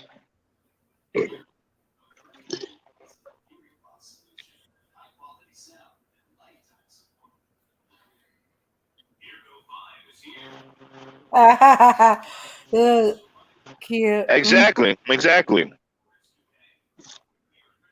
Kid. Light skin, dark skin, brown skin. Because, see, to me, all them shades are all black. She's a black woman whether she's light skinned. She's a black woman whether she's brown skinned. She's a black woman whether she's dark skinned. I don't see no difference. It's just different shades of black. Mm-hmm. I like that, different shades of black. You might do a show on that. Okay. Max. Oh, Rozzy says, Max, I want to see your channel grow. Try to make, I guess it means some 10-minute videos. Yeah. We're working on that. Get the smaller videos done, but we have so much to say. I know we got to stop doing the 8-hour thing. But sometimes we slip with that because we get up here and we get to run our mouths, and the topics be so good that people join the panel late. We don't expect to be on that long, but the panels be so damn good. Sometimes, excuse me, we get caught up. Like the last conversation with Lady Dame, man, that shit was fire, man. We had a full panel. It was some shit going on over there. You know what I mean? And we didn't even expect it to get like that. We just we just fired up to get to talk about something else. Next thing you know, one thing led to another. We had a full panel, and it was on and popping over there. Yep. Yeah. Mm-hmm. I think we almost last till morning. By the time it ended, it was me, Mika, and Lucy. Yeah, man. Sniper. He a mod on this channel. There's a lot of people on this channel that's affiliated with us. They haven't been here in a while. They haven't been here in a while. I don't think they get all of the notifications. Because YouTube been messing with us. They got a shadow ban, and we're trying to come up out of this shadow ban. So we're trying to clean it up a little bit. But when we first started, man, we had fights in here every day. A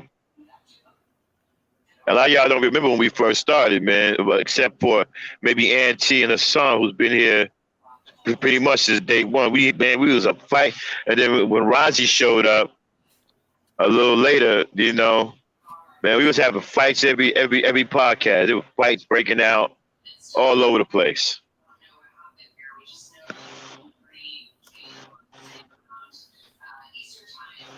Yeah, yeah.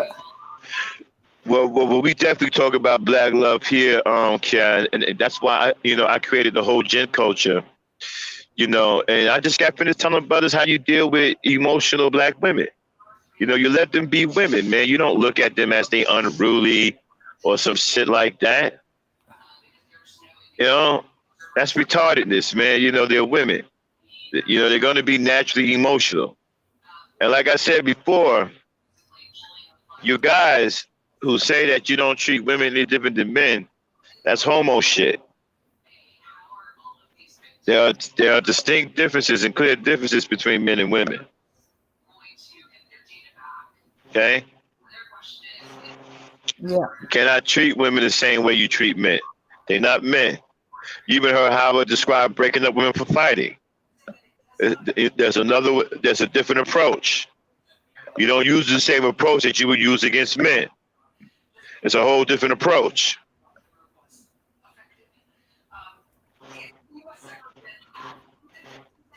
Exactly, all black skin.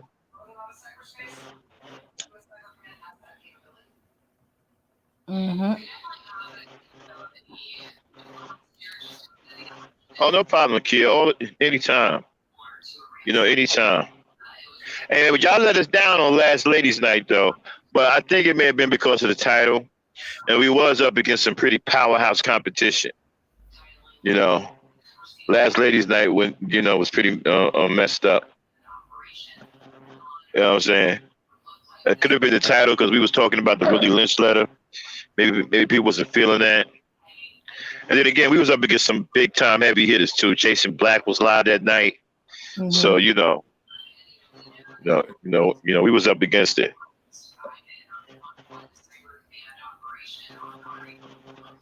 Uh, Uh-huh. yeah, man, we got to grow, man. We got to get more numbers, y'all. Spread the word. Um, We're going to be changing the graphics pretty soon. You know, you're going to start seeing different graphics as we put more money into the channel. We're working on some games too to try to make Ladies Night more fun. You know, yeah, that's a great idea. I want to do it, but you see, when we do shows like that, right? Y'all don't support it. We want to do shows like that. We want to talk about things like that affect us and how we get around them, right? But when we do, y'all don't want to hear it. Nobody shows up, and when people do show up, they leave because they don't want to. If we're not talking about beating somebody down or going in on somebody, then y'all don't want to hear it. Yeah. But we would love to do a show on colorism. Me and Dan got some really choice things to say about colorism. Are you kidding me? Yeah. We would love Not, to do a show on that, but y'all don't want to support that. not to mention the Willie Lynch letter And show how see, they use colorism to and see, divide us. my thing is this, right? We open up our mic, okay? Some people think, well, y'all not talking about it right. Okay, if you think you can do better than us, you're more than welcome to jump on the panel and give us your expression of what we're talking about. We don't have a Mm-hmm. problem with that either. Okay? If you Yeah. feel that we're lagging on a particular topic and you feel like you have more insightful information, join the party. Come on up and say, okay, hey, listen, I like what y'all doing, but you see, I got some more information. You know, let me tell you what I'm thinking. Boom. That's how we build, man. That's how we build, and come together. That's how we get Yeah. it done. You know what I'm saying? Yeah. Yeah. And if we ain't dropping the link fast enough, hey, you can put down in the chat, hey, drop the link. I got some information or there's Yeah. something I want to say about it. That's no See, I problem. don't see. I don't put no stock in people who say they're intellectuals and they're smart, but they won't come up here and display it. When they come up here, they just want to argue and say to somebody that they're being emotional. See, I'm not a child. That's child shit. That's childish to me. If you fancy yourself as this powerful intellectual, then come up here and show it. Come up here and let us hear what all this intellectualism is about. Okay? But what we get is childish little boys who want to come up here and name call, cuss people out, and act immature, and don't care how embarrassing it looks for them. That's what we get. We don't get this famous intellect that they said that they had. One dude said he had a 3-digit IQ. When he came up here, we didn't hear that, but that's what he said he had. Mm-hmm. Yeah, Kendall Rowland. Yeah, that whole situation. Something happened. There was some sabotage that tore that down.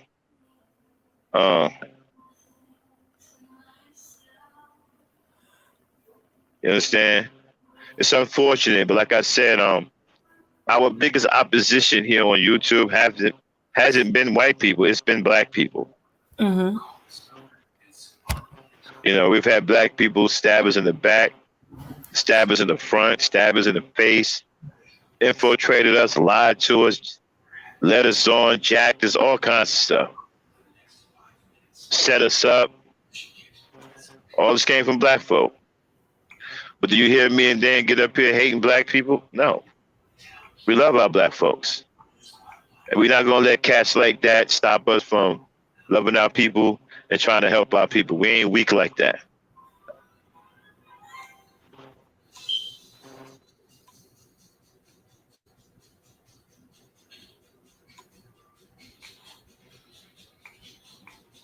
Yeah, man. Yeah, Truth. I'm cool with that. Like I said, y'all can also send us topics too. They ain't just put the email in the chat. Email us, shoot us some topics you want us to talk about. You got information, send it to them. We'll get right on it. We're getting ready to do one from Truth, okay? About that bullshit that happened up in New York, Syracuse, New York. And trust me, I got a lot to say. I'm fired up about that one. The title for that one's going to be New York Brutality. So we're going to be going in on that one. Shout out to Truth. Thanks a lot, man, for sending us that. We appreciate it. Okay, and y'all can do the same thing. Y'all got something that y'all done seen, y'all done got triggered by something, send it to us. We will jump right on it. Hit Dame up on the email. We'll jump. She checks the email at some point every day. May not be early in the morning, but she'll get to it at some point. They'll figure it out. But I love this lady, y'all. This is my people. Y'all have no idea. Okay? When we was going through all that shit, man, she stuck by my side, bro. When people that call themselves our friends turned on us in our face, straight turned on us on some cold-blooded shit. Like it was cool like that, like it was something that we got fucked up. Like, oh, y'all didn't know this was gonna happen? Straight turned on us on some cold-blooded shit. And we still got people attacking this channel because it's a haven for black women. And they don't want black women to have a space on here where they can retrieve to that won't tolerate any disrespect. See, they want to be able to come in here, yell at black women, call them bees, fight with them, frustrate them, get into arguments with them in the chat, call them all out their name like little kids. We don't tolerate none of that. And because they can't do that over here, they hate this space. And trust me, there's a lot of people over here, they try to bomb the chat, try to put porno in the chat, try to say stuff in the chat that'll get us banned, all kinds of stuff. They done sent men over here and impersonating women. They done sent women over here to try to take us down. I mean, it was just. I remember they sent a woman over here to attack one of the hosts that used to the original host of Ladies Night, Verbal Assassin, and they sent somebody over here to attack her. You know, shout out to the Verbal Assassin. That's my heart. The original host of Ladies Night.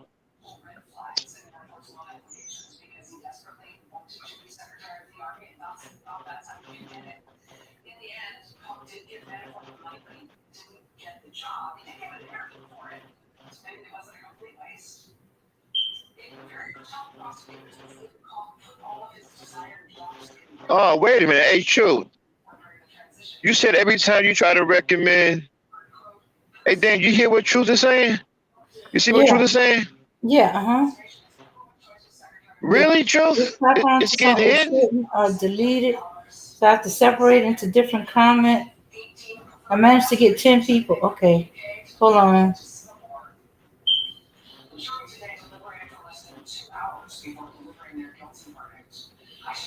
Damn. They hate us that bad? They hate us that much?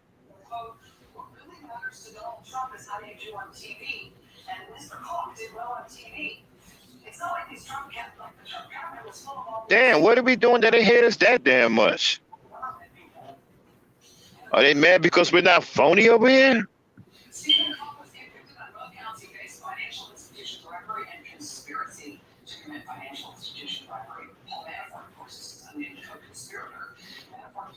Yeah.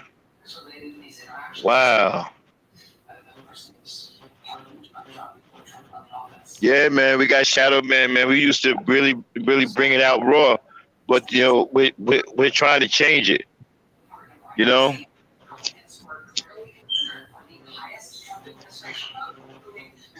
we're trying to change it, man. We're trying to change the whole vibe over here to get out from under the Shadow Man.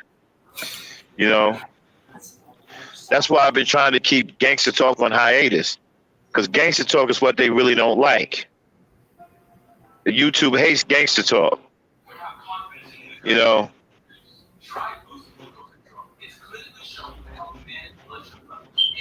I know that too, Kia. They don't like it when black men are defending black women. You know, they hate it. I was thinking about going to another channel and starting over there, but we have to get everybody over there, and and get the count up again. You know.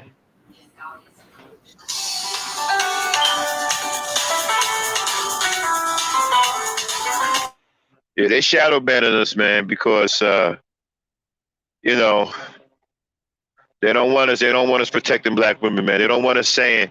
They want niggas who hate black women. You see, the guys like Kevin Samuels will never be shadow banned. Guys like Tommy Sotomayor will never be shadow because they hate black women. The Manosphere will never be shadow banned because they hate black women. You know, the only way to overcome it is that we just gotta blow it out with raw numbers. We got to get the numbers up. That's the only way to beat it. Just have so much numbers that the shadow ban can't do nothing about it. You know? Yeah, unfortunately it is. You know, so the shadow ban does hurt us right now because we're small. It doesn't hurt the bigger channels because they get their numbers regardless of the shadow ban. Once you get to a certain size, ain't nothing the shadow ban can do. Because you're well known, people know you already. Ain't nothing the shadow ban can do. You understand what I'm saying? But it hurts you when you're small and you don't have that notoriety that you're trying to build. It could stymie you, and and we're having a lot of trouble with it because they be smoking gangster talk, bro. I mean, they came at us so hard with gangster talk one time, we shut it down. They was man. They was snatching people out the chat. They was hiding people, taking people wrenches, putting people on timeout, and saying I was doing it. I mean, they was just one day they was in here absolutely running amok on Gangsta Star. I think it was because of the title I had. It was the one about our white women jealous of black women. And man, they came in here, YouTube came in here and lost their mind. And they was knocking people out of the chat. They was hiding people. They was deleting comments. They was timing people out and saying that we did it. They would get people was like, oh, what happened? They was taking wrenches. I mean, they just ran amok on us that day. Yeah. Yeah, man. Yeah, man. They was shitting on us that day. You know, people came in. People was like, yo, where my wrench at? You know, they was snatching wrenches. You know, it was wild, man. I actually saw listen. I actually saw them time somebody out and put my name to it. So like you was timed out by Maximum Black. I'm like, I didn't just time nobody out. Yeah. Or to say you was just timed out by the Ebony Star Network. Mm-hmm. Like what? We didn't even do nothing. I'm telling you, they hate gangster talk. They hate gangster talk. Yeah. They're the reason why the truth is Wrench was it still is occasionally act funny. I caught him in the act of trying to hide Mika and Briggs. Yeah, try to hide Briggs. Like, wait a minute, yep. Mac ain't even up here. How did it? Yeah, I said, how many other people YouTube had hid, and we assume one or the other done it?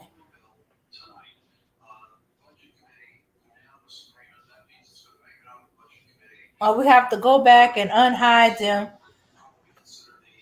Yep. We because they hid you, so they took your wrench, Briggs wrench, Truth wrench, but they tried to hide you in Briggs. That meant that you wouldn't have been able to find our channel for nothing. You know, like our channel would be invisible to you. You would probably have to change your whole name, or it won't even come in your recommendations. I think it goes so far as it won't even come in as your recommendation. But I caught that and I unhid it. And I was like, what the heck is going on here? Yeah. Just when we thought that they stopped that with Truth Wrench, it happened right after we talked about it. We was telling somebody about it, and the next thing you know, next time Truth said something, his wrench was gone. What the hell? We checked that his wrench is still on he's still mod on our list. And then the next time he wrote something, his wrench was right back. I was like, my goodness, YouTube and Google, YouTube is flexing. I mean, while we was talking about it, they did it. As if to show, yeah, we got it. We did it. We took it. What you gonna do about it?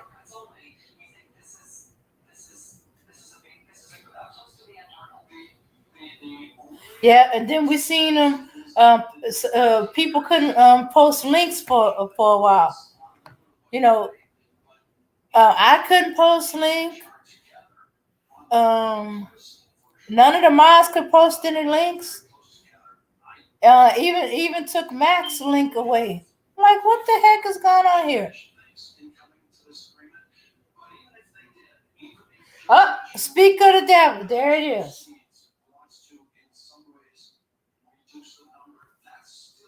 Yep. They got your Truth. We're gonna have to stop saying your name. It's like we're poking the bear every time we mention your name and them taking your wrench. Yeah, it'll come back. He's not off our mod list. So whatever they do is temporary. If not, I'll go back in, or Max will go in.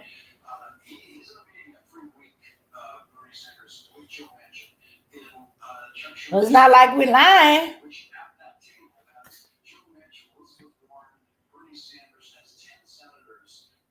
Yeah, I personally think maybe the Google moderator somebody truth might have kicked out. I mean, cause it keeps happening.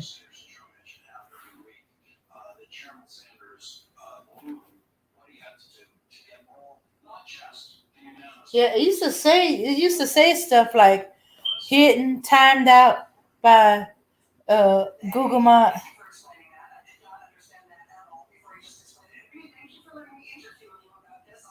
Oh yeah, and we down. It's like we're a mid-sized channel. We small, you know, but we got numbers, but they mess with us. Uh, yeah, but truth. Well, until the next time Truth said anything, probably as soon as Truth talk again, it'll be right back. Because the last time this happened, the next time he said something, his wrench was back. You don't have to worry. None of us moderators would get Truth.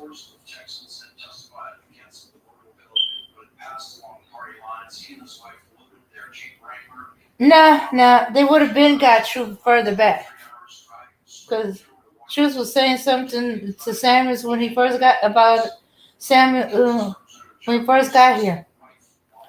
And Shooks, that ain't their golden boy. He's just one of a million money makers for them. They're gonna make money off his behind for a while, and then when he goes down, they're gonna dump him and move on to the next one.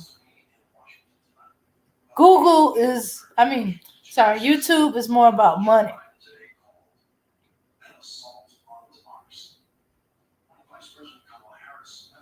Hmm. They don't, they don't care about us. See, there it is. The Fed's getting at me. They so mad. And see, and it's right back.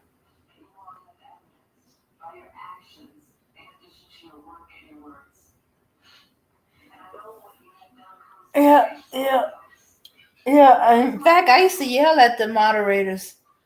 Well, as much as you can yell in a chat. I'm like, y'all gonna leave me alone. Cause I would write up whole books and the whole books would disappear. I'm like, I ain't say no bad words. What y'all are jealous? You mad? I'm gonna keep on writing books until you let me say what I wanna say. I figure, you know, um, even if I have to send a whole bunch of one letters, I'd be persistent. Shoots, it took me a while when I first got here that when people time you out and block you, you can't say anything. I didn't know. I was like, what the heck is going on? I would just type it out again, copy and paste it, and I keep going until I see it. Or I type out a whole bunch of stuff. I be come sassy in the chat. Oh, you jealous? You mad? You know? Nah. Mm-hmm. It's not the right put. Hey, because because we do like at home. I don't know, yeah, but when I was growing up, you know, yeah, it could be my community. Everybody is about manners. The racist white people are the ones who do the most racist. Is the ones who don't man. Like you say hi to somebody, expect to say hi. You expect them to say hi back, whether you know them or not. You know, and or wave and wave back. When they do not talk, when they do not say anything, they do not wave. They walk right through like they never seen you. Those are usually the most racist white people. I ain't saying not all of them that say hi to you are not racist, but but so we talk about white people, among ourselves, but as soon as a white person come, change the subject because one, we don't want to have to modify ourselves or hear you say, but Okay, I I'm back, don't y'all. Sorry like about that. that. Hmm. Whoa, damn, it's rocking out here, man. The weather. Hmm. Oh man, it's whoo boy. Okay, you need to find Yo, I'm up here, y'all, in Waterloo, New York. Man, it's threatening the hurricane out this mug, yo. well, yeah, no, that turned into a tropical storm, and that Hey, was last hey, week. hey, y'all. Pretty soon we're gonna have Dame doing the weather. Yo, y'all gonna love this, man. She's got a very unique way she does the weather. Oh man, I've been privy to it in the back chat. I absolutely love it. Wait till we spring it on y'all. You'll see what I'm talking about. You know what I'm saying? She got a very, very unique way. It's so cool the way she does the weather. And she don't cover all of the states. She just does one state at a time. Sometimes it's just Louisiana or whatever, right? But it's the way she do it is very, very different. You'll see what I'm talking about. Okay. Hmm. And then yeah, you know what, man? People have hit me up talking about, well, Max, your show ain't growing because this and that articulation, and you need to tell Dame to do this. Man, fuck you. I'm not no fair weather naga. You roll with me, you roll with me. All right. If we'll fix it together, and if we can't fix it, we'll go down in flames together. That's how I gets down. This woman been with me through thick and thin. When people turned their back on me, she was there. She never left my side. She went through it with me. That's why she with me now. And she gonna stay with me. We rock together. I understand sometimes she get on here and she getting her little moments. And she like, yeah, I get that. You know what I'm saying? But hey, that's what it is. That's my people's. She'll work it out. You understand what I'm saying? We all getting that little moment sometime. All right, but I ain't dropping nobody who I rocks with.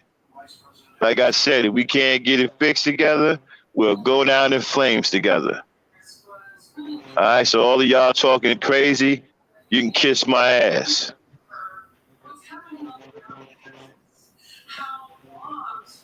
Go ahead, Dane. Oh, well, I was saying that grew up with our people.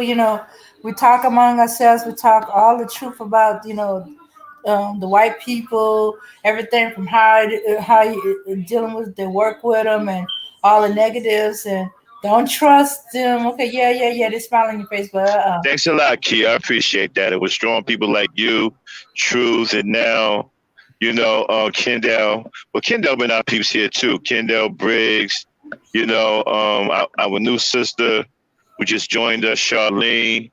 She, she getting it in over here. Making her presence felt. You know, JB. Damn, JBS. I ain't see you in a minute. Uh, Mika. You know what I'm saying? So, we're gonna keep pushing, man. And I'm not doing nothing. Me and Dane, we rose together. What I'm saying? We rise together. Like I said, we can't fix it. We'll go down the flames together. That's what it is.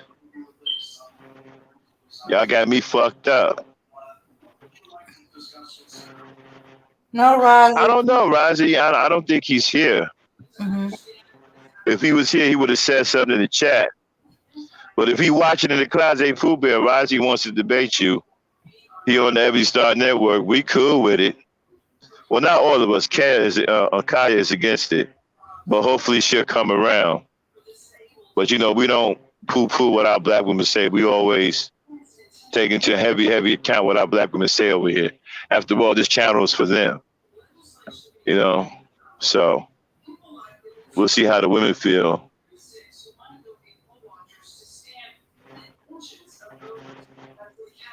I know, right, Kendall? She just grows on you, man. You know what I'm saying? Y'all gotta wait to see. Yo, man, wait till she does the weather, yo. You'll see what I'm talking about. I've been privy to it in the back chat. I love the way she does the weather. I tell you, it's awesome, yo.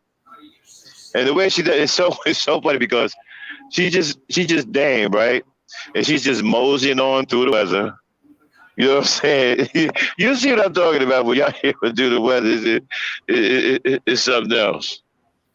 I absolutely love it. And then what we're gonna do is we're gonna turn it into, she can do the weather for your state. Like if you want her to do the weather for your state and find out what's going on, and you ain't got time to look for yourself, just hit her up and say, "Dan, can you do the weather for such and such state tomorrow or the next time you want and let her know for what dates." All right, and then she'll check it out for you. You know, she's very good at that. She really pays attention to the weather, man. She was telling me about this storm that was chasing me up here to New York. It's already up here now. And man, it's crazy out here right now. Mm-hmm.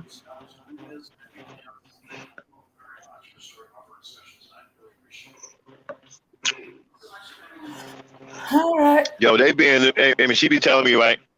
They be in in Louisiana sandbagging it, right, Dane? Yeah, we getting Yeah. sandbags. Uh-huh. I still got my same bags and stuff like that. People like, does it flood around here? No, I'm just lazy. Man, I'm I gonna don't. get down the sandbags. Man, I don't know about it. I ain't doing all that, yo. If I Oh, got to get sandbags, I'm moving. well, That's why, I hey, that's why I don't understand people who live in certain parts of Iowa, right? Certain parts of Iowa is guaranteed to get towed up by a tornado every year. Guaranteed. Dude, you build a house, in a couple of months it's gonna be gone. The tornado gonna come in and tear it up. Yeah, I know, but I like living here, so I'm gonna build it. Man, y'all crazy, yo. I'm not living there. People are crazy talking about something. Well, yeah, I know, but I'm gonna, man, shit. I'm gonna get my government relief money and I'm gone. Not living nowhere where I gotta rebuild my house every year. Because a tornado done came by and tore it up. Not doing that. And if I got to go on some army shit and put sandbags on, man, I'm moving. Not doing none of that. I well, mean, I will if I have to, but I have absolutely no choice. If I own the house and I have absolutely no choice, then I do what I got to do. But if I don't, man, forget that. Not putting no sandbag.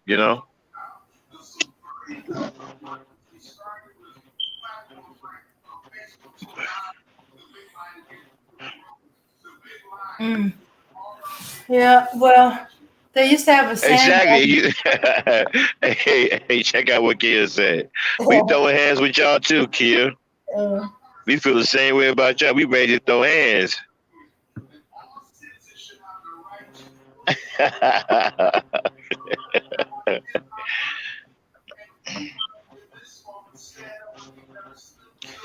And Truth done came in here and became a straight general, man. He regulating the chat, keeping control of the chat, taking care of the punks that come in here. Thanks a lot, Truth. I appreciate it, man. He handling business down there. You know, became a chat general. Give you the shout out, Dan. The chat general. chat general. I need to find a emoji that for a general. Let's see. True, General Troop. Are your troops ready for inspection? No, I'm just kidding. Hey, now give him one of them cheers, Dan. Like, your mama said you ugly. Or you ain't got no alibi. Is that what the manosphere be doing? Okay, yeah. Let me see. Let me see. I think it's 2, 3, 4, 5. You don't got no alibi. You ugly, huh? Huh? You ugly. I don't know.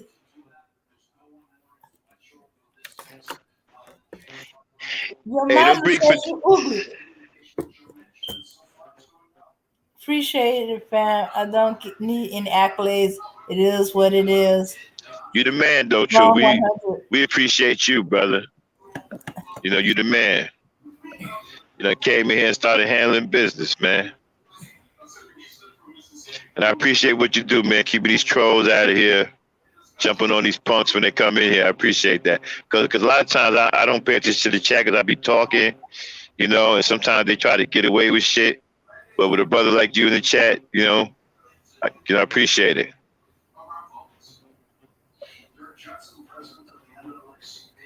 Yeah, man. Uh, so we got a lot of shows planned. We got a Christmas show we want to do. Yeah, I might want to be around that Christmas show. We're gonna be giving out money.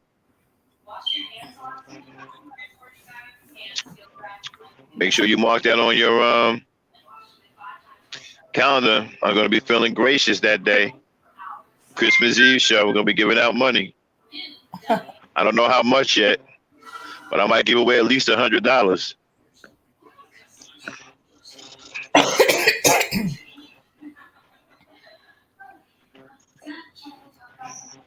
So make Yeah. sure you be here for our Christmas Eve show.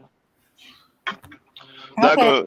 We might do a New Year's Eve show. I don't know, but I might be home drunk, so I don't know. You know? Yep. I'll be bringing in the New Year's with the last of the eggnog. That's the way I always do it. Yeah, true. Send it that. Send it to her. Yeah, so we're gonna be like I said, my Christmas Eve show might give out $100 or so. I might give out more. I don't know. Depends on how we do and how I'm feeling. You know, we get our support going and whatnot. I want to give some of our people some gifts, some cash gifts to help them get some groceries or something for the kids, or you know, a little something for the the kids or something. Hmm. There's a lot we want to do, y'all. Once we get this channel cracking and we got support coming in, man, there's a lot of stuff we want to do. We want to have drives with food, groceries. We want to help single black mothers who are struggling. You know, we want to get kids clothes who may need clothes. Man, there's a lot we want to do, bro. There's a lot we want to do.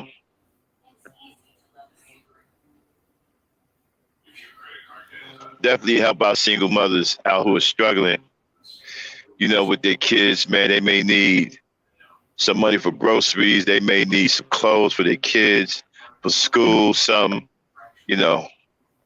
We definitely want to be on that vibe. Um,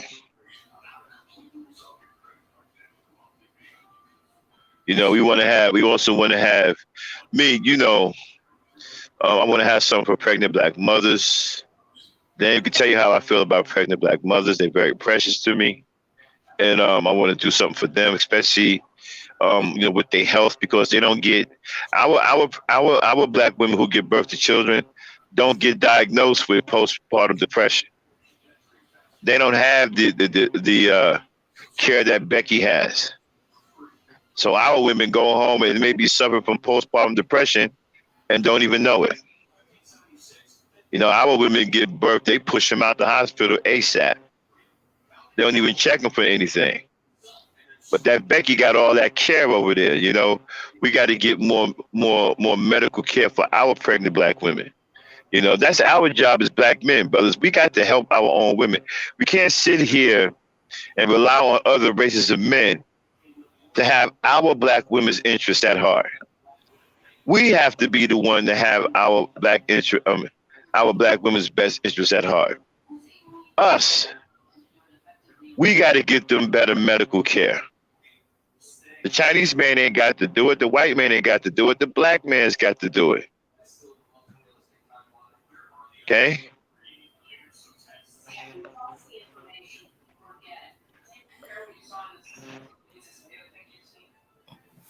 Oh, okay. Mhm. All right, thank you. I'll be right back. Hold it down.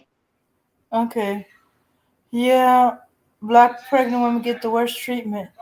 They're not giving checkovers for blood clot. Make sure she's not hemorrhaging or anything. They try to get us out as quickly as possible.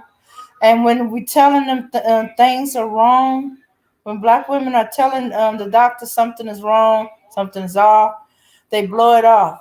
Uh, um, they take their sweet time getting tested for it. It ain't until she's either in the middle of an attack or dying, or in some case had died, that anything is done. hmm Truth is, yeah, it's special.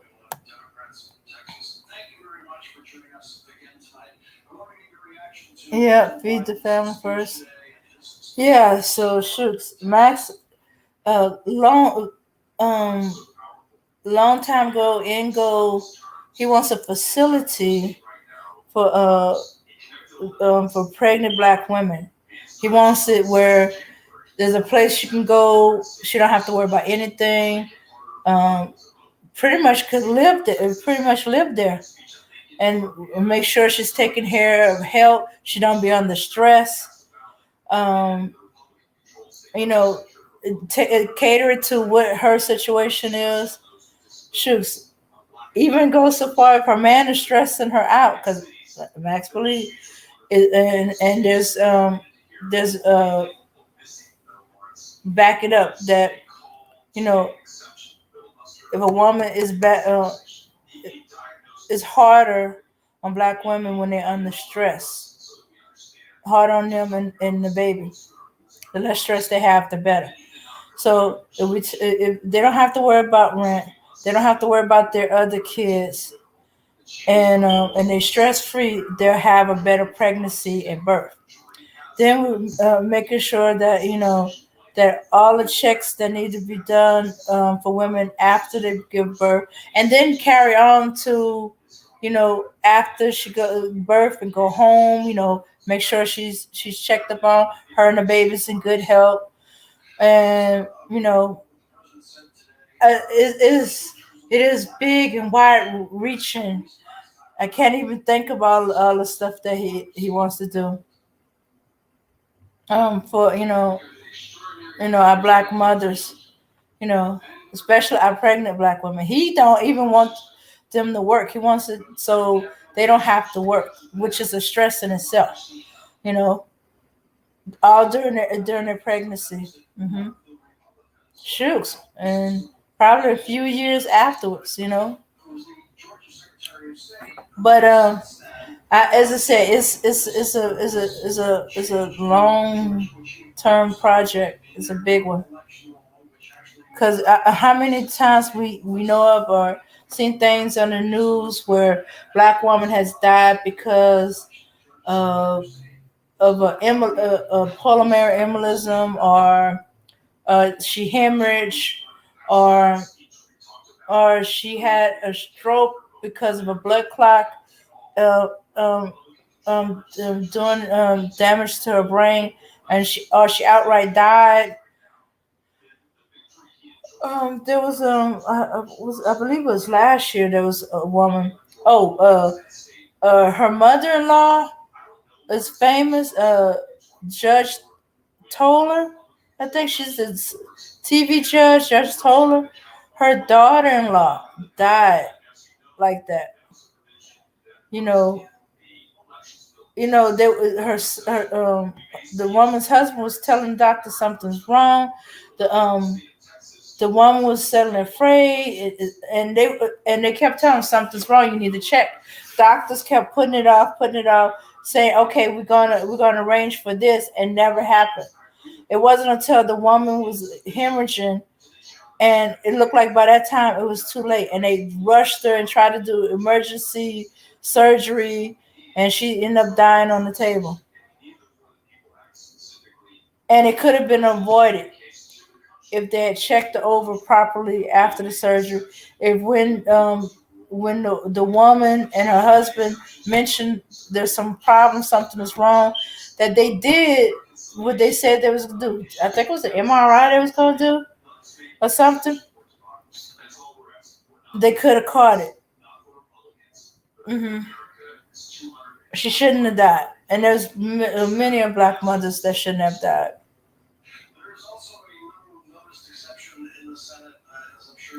And then it's the postpartum. The crazy stuff you hear black women do to their children more often than not is postpartum. So some might be so bad they don't realize they're doing that.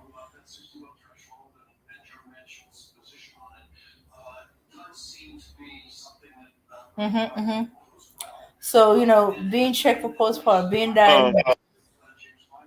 Yeah, hmm I'm back. Uh-huh.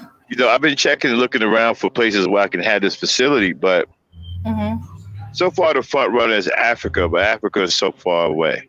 hmm But if I had it in Africa, I can build it exactly the way I want it for black women only, and don't have to worry about racism and stuff like that. If I build it in this country, I might run into some red tape. They may try to get us for refusing to deal with white women.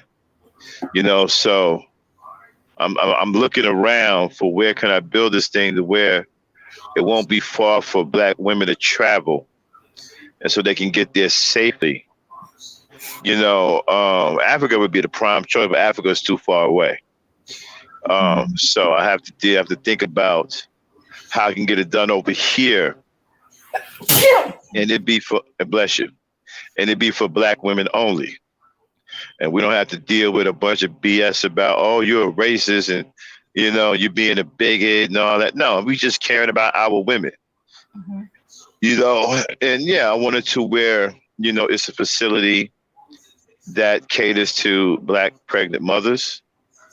It's a facility where they'll have people there who specialize in different areas of pregnancy. hmm People who specialize in relaxation. There'll be spas there for them to get treatment. They can sit in hot spas. They won't be in bed all day. They can lay in bed too, right? But the place is going to be like an indoor utopia. There'll be spas in there. There'll be people with relaxation therapy. There'll be people who are paid to just cater and wait on and wait on them hand and foot, whether it be to go to their house to retrieve something for them, go get them something to eat. Well, the facility will have a first class a galley. That's no Navy term of mine for kitchen. First class chefs and everything. So there'll be plenty of food there, and there'll be good food. Food Healthy food. prepared. Yeah, it's not going to be any fast food in there. You're going to be able to get burgers and fried chicken and shit. You know what I'm saying? And pig feet and all that. So we're going to have psychologists there. We're going to have maximum protection there. We're going to have people who are going to, their families can go and come. The women can choose to stay there that whole pregnancy term if they want. And if they want their husband to come stay with them, husband come stay with them too. Because the place is going to be like, it's going to be like a big ass hotel. Like a hotel and a hospital all in one. A hotel, a hospital, and a resort all in one. Okay? So they won't just have like hospital rooms. Like they'll have like little cottages. So their husbands can definitely come and stay with them if they want. hmm Okay? Now it ain't gonna be on we ain't gonna let no 5 and 6 niggas you dealing with coming in there talking crazy and disrupting the place. You know what I'm saying? Cause somebody gonna get their ass whooped. All right, so because we're not gonna have that. So I don't look at my women as ratchet. I don't even address black women like that. hmm Have you ever heard me call a black woman ratchet? No. I don't, because I understand. Okay, so if they're in the hood behaving a certain way, it's because of the environment. And if there was better leadership in the environment, they wouldn't behave that way. No, you can't have a piss poor environment and then turn around and allow that environment to breed bad behavior and then call the people ratchet. When it's your failure to begin with as a black leader. Had you been a better leader in a community and set standards and we have stronger families, okay, there wouldn't be this so-called ratchetness. Okay, so, but, we're not going to have all of this swinging door, because some people going to want to come in there and smoke weed. We're not doing none of that. Okay? We ain't doing none of that. You're not going to. One thing about me, I'm not going to let one screwed up black person mess it up for all of them. You're not coming in there smoking weed. You're not coming in there with 5 or 6 baby daddies, all this drama. We're not doing none of that. If you want one guy to be with you, with the baby father, if he's willing and he doesn't have any kind of mercurial temperament, then we're good. As long as he doesn't have a mercurial temperament, he can come. But if his temperament is mercurial, he can't come. All right? We're not dealing with baby daddies who got mercurial temperaments. All right? So, and ain't nobody smoking weed. Not doing none of that either. Okay? Respect the other women in there too. And plus we'll have like little small motivational speeches to where we tell the sisters, hey, this is your place, this is your haven, and we're making it stronger and better for you all the time. Respect the other sisters in here with you. Understand that they are your sisters in motherhood. Okay? We build this utopia for y'all. So please, nobody come in here with this offshoot BS. Because if we have to whoop somebody's ass, we most certainly will. Because I'm going to have some top-notch security up in that mud. I'm talking about armed security, cats who can seriously get down. Ain't nobody playing. Because you have a city like this, you got to have good, strong protection. So if Pookie want to come up there and act out, Pookie going to get his ass whooped. Okay? If Ray want to come up in there and act out, if that's your man, he want to come in there and act out, I'm sorry, but he going to get his ass whooped. Yeah, and don't think you educated lames are exempt neither. Telling you. So we giving fair warning. If your man is one of these little knucklehead dudes, you need to tell him about it before you go. Because once you come there, you're under our protection. He can't come there, put his hands on you. We don't care if he's your man or not. We don't allow nobody putting their hands on pregnant women in that facility. Okay? If your husband put his hands on you, he's going to get thrown out. Or he's going to get his ass whooped and thrown out. This is one place where you will respect the rules. You will not put your hands on a pregnant woman in any threatening manner. I don't play that. They will tell you I do not play that.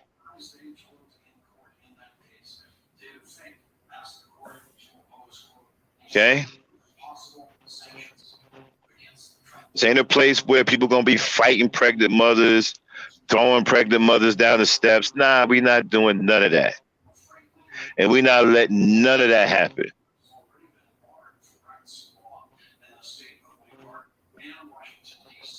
Okay? And so we are there to protect pregnant mothers. We're there for them. And they will be under our maximum protection. So hopefully the fathers who come and visit the mothers, you guys act like gentlemen and concerned fathers and husbands and do the right thing and be there and support your woman. If she wants you to come live in her cottage with her while she stays there through her term, you know, you're more than welcome to, as long as you behave. Because the moment we hear something about you don't woke up and you put ready to put your hands on or whatever, we're going upside your head, yo. Mm-hmm. And we're gonna throw you out on your face. We're gonna make sure you go high up in the air, and when you come down, you hit face first. We throwing you out on your face because we're going to be extremely angry because you attacked one of the pregnant mothers in here.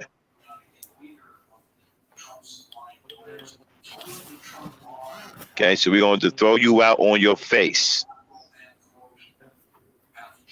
All right, and nobody will be allowed to bring guns into the facility or weapons. You will be checked. You will be scanned.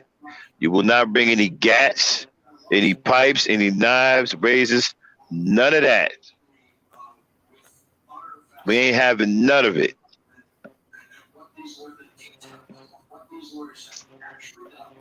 All right. And if you're the type of dude that be putting your hands on women, I suggest you stay away from there. Because you come there and try to do it, we're gonna put our hands on you. All right. We're gonna put our hands on you. And you ain't gonna like it. Yeah, and if you think, oh, I'm gonna get the police and let them know, we gonna have our receipts, and you gonna find yourself in jail. See, because I'm gonna tell you like this, my security, right, gonna all have the kind of mentality that I have. All right. They're gonna hate somebody putting their hands on pregnant women. They're gonna see that as some extreme cowardly shit.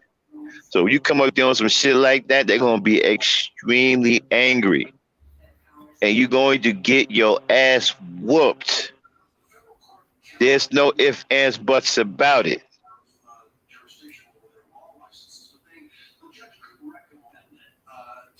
Okay? I can't stand a coward who beats up a pregnant woman or puts his hands or beats up I can't, no, man. No, we not.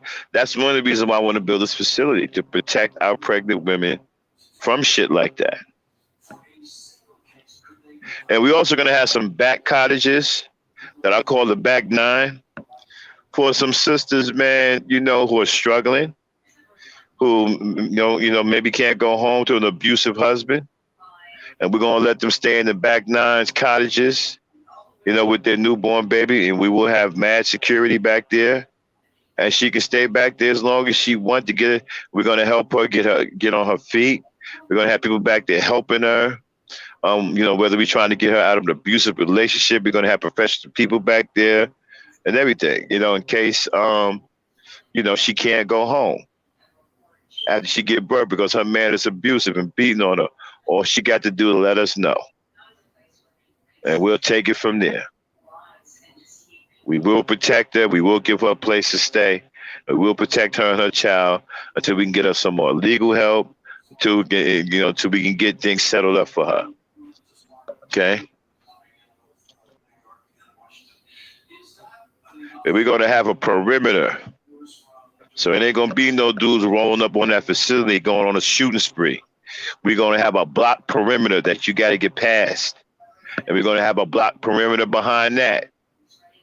Before you can even get in the facility, you're going to be disarmed.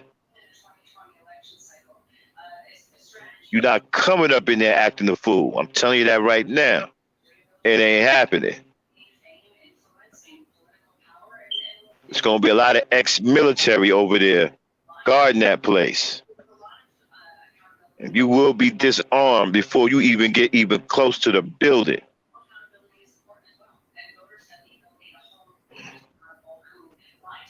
You ain't going to be going up in there, going off, shooting people and acting crazy and all that. That ain't happening. And if you one of them problem childs, but the woman want to see you anyway, you will be escorted around. We're not leaving your side. And you won't be permitted to stay. We ain't trying to have no problem childs spend a night.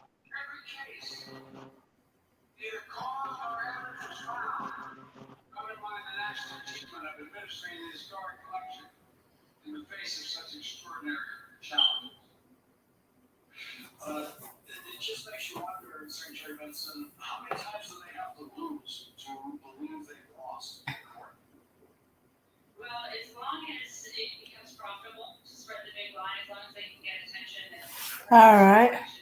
As we can see, we all agree that this is something much needed. Whether it's for the expected mothers, battered mothers, but all of it is needed. It's even bigger than I remembered it. That's right. It's going to be like a little small city. It's going to be property that we acquire, and we're going to build like a small city. It's going to be barricaded, heavily fortified, and it's going to have a lot of ex-military security, some tough guys who don't have no problem whooping somebody's ass, and that's for all these crazy niggas. We're going to have some crazy niggas too, but they're going to be good guys.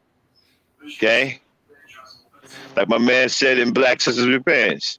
That how you deal with a crazy nigga. Sometimes you got to go crazy your damn self. And we ain't got no problem going crazy on crazy niggas. We gonna be crazy too on your ass.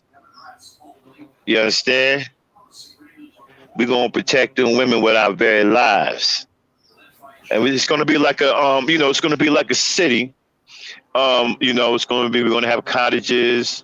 We may even build some small houses to house battered women and keep them protected until we can get situations straightened out. It's going to be like a village for pregnant women, but it's going to have a lot of amenities, a lot of protection. It's going to be a lot of things going on, and a lot of stuff is going to be for free. Okay, we'll find ways to pay for it because a lot of our sisters can't afford things, especially the ones who get left behind with no job and they're pregnant and all of that. We understand all of that. Okay, so a lot of stuff is going to be for free. If you can afford to donate, we're going to work off of donations. If you can afford to donate some things to help it go, keep it going, that's fine too. But if you ain't got no money, that's all right. We still want you. We still care about you. We still love you. And we still going to take care of you. We're going to have doctors there checking the women out every day. We're going to have nurses. We want women to have their private nurses, health aides. We're going to hire people who just, run errands, to be at the beck and call, and if the woman is being battered, whatever, we will have the proper people there to deal with that. And if she don't have no place to stay, we'll let her stay there. We'll have cottages. We'll have little small apartments, that you can stay in with your children. And we will help feed you and your children. We'll have programs. We'll get donations coming in. Trust me, we'll find a way to pay for it. We ain't worried about that. Okay. And so I'm hell bent on making sure we get the right medical health. And after you have the baby, you can stay there for a while, okay? Because we'll have people there to check you for postpartum depression. We'll have people there to help you who are experienced, in these different areas. We want to have a lot going on. We want to have a pipeline to the hospital, so that we can get you to the hospital very quickly if you want to. If you go into labor, and we may even build a medical facility on the grounds where we have our own doctors, our own, qualified Black doctors, both men and women. That's the ultimate goal, is to build our own medical facility on the grounds. So it's going to take some doing. It's a long, term plan. It's going to take some doing, but we're ready. but we're ready and we're willing to do it.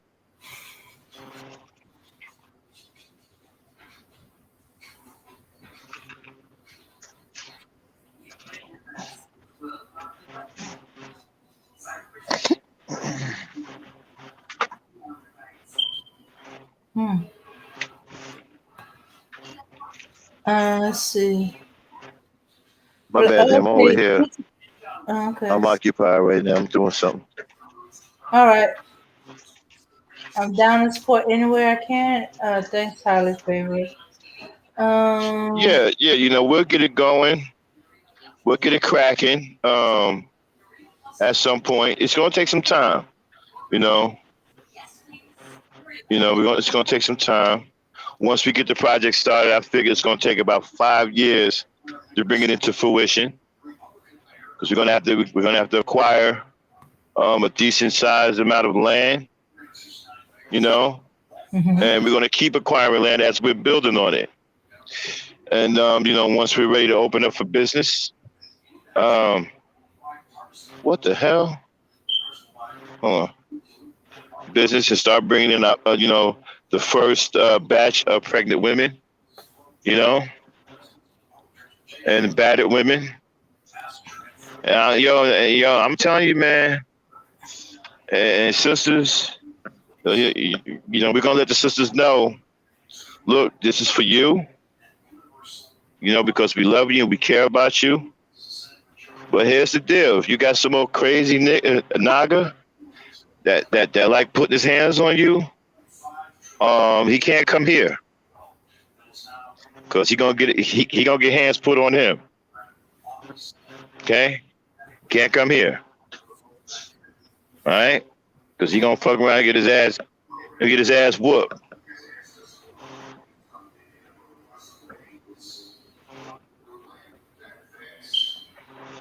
Now we understand sometimes sisters get caught up, and they like a dude who ain't shit. Mhm. We understand that. Hold on.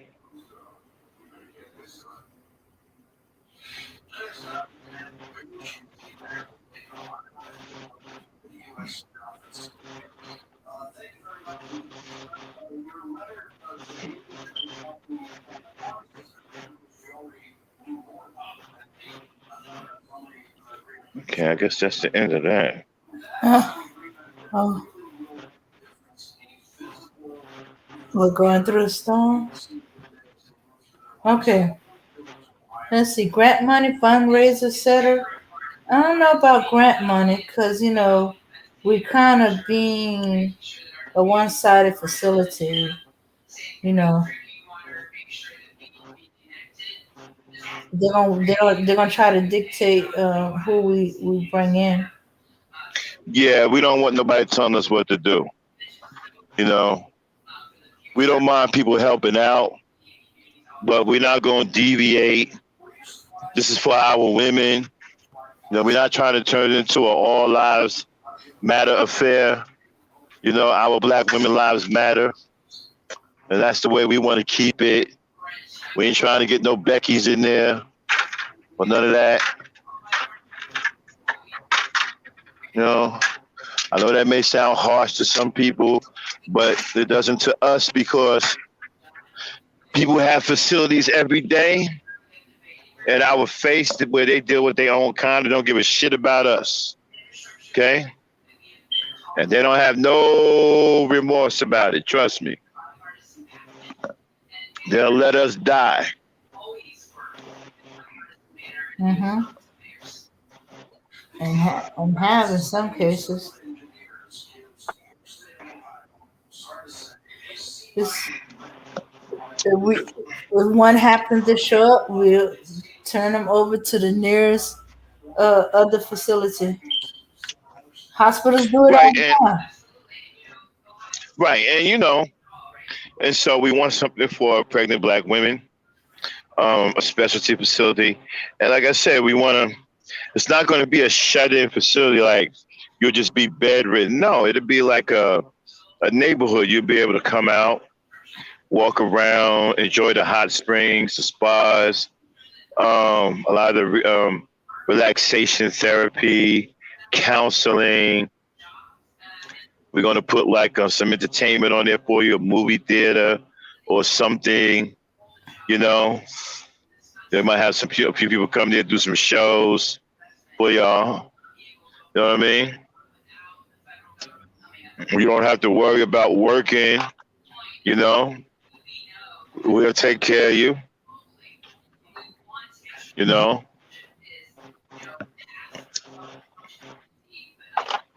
we'll take care of you.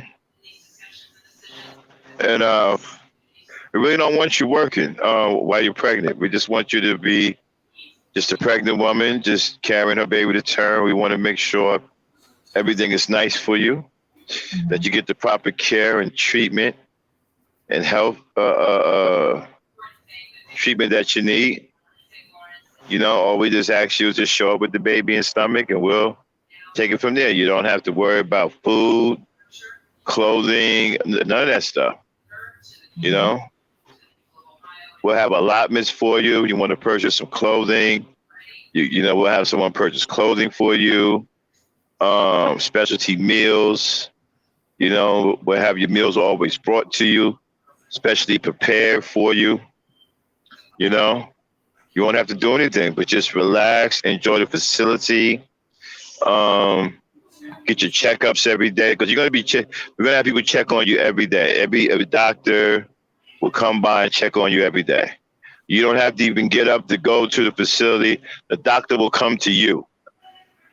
So if you wake up one morning, you're tired, you don't want to go nowhere, no problem. The doctor will come to you. You know? Yeah. You know, exercise that you need Yeah. the pregnant woman to have a baby. Yep. We'll have Lamar's classes. Your husband can join, or we'll pay people who specialize in that to help you go through Lamar's.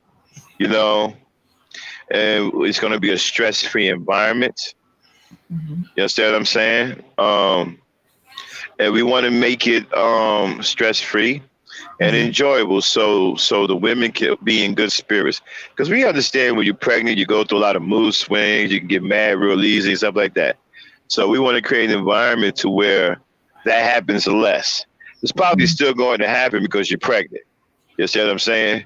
There's probably no real way to prevent some of it.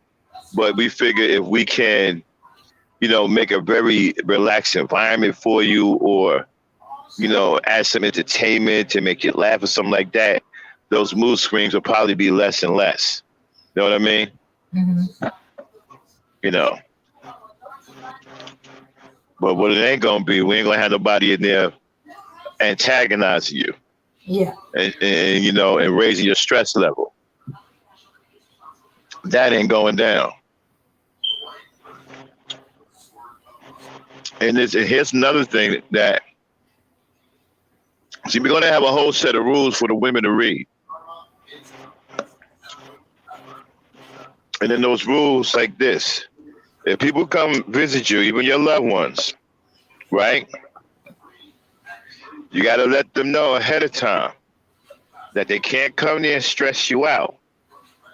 You know, if they come there and you always upset when they leave or you like that, hey, we're going to stop letting them come there. You know. And, you know, we don't want to do that, but we care. Our job is to care about you.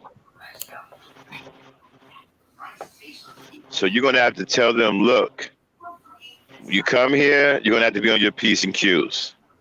Don't come in here getting on my nerves or they're going to throw you out of here. Okay? Don't come in here making me upset or they're going to throw you out of here. Don't come in here stressing me out or they're going to throw you out of here. So when you come down here, make sure you're on your best behavior and don't antagonize me. Don't make me upset. Don't make me holler and scream, or they will throw you out of here. Yeah. Emphasis on the you. Because they're, right, in case you're thinking we're going to throw her out with you. No. No. You can be thrown out. No. We ain't never thrown out no pregnant woman. Mhm. I don't care if the pregnant woman done lost her mind. We're gonna find some way to help her. Mhm. Yeah. You're We're gonna gonna be find going some way out. to You're gonna be getting a massage to calm her down. right. So when you know, as the pregnant woman, you come into this facility, we're gonna have some rules for you to read. We're gonna try to make it as simple as possible, you know, and so you can tell your loved ones, hey, look, they're not playing any games at this facility. Okay, when you come here, you need to be on your best behavior. Don't come in here making me holler and scream. Don't come in here pissing me off, or they will run your ass out of here.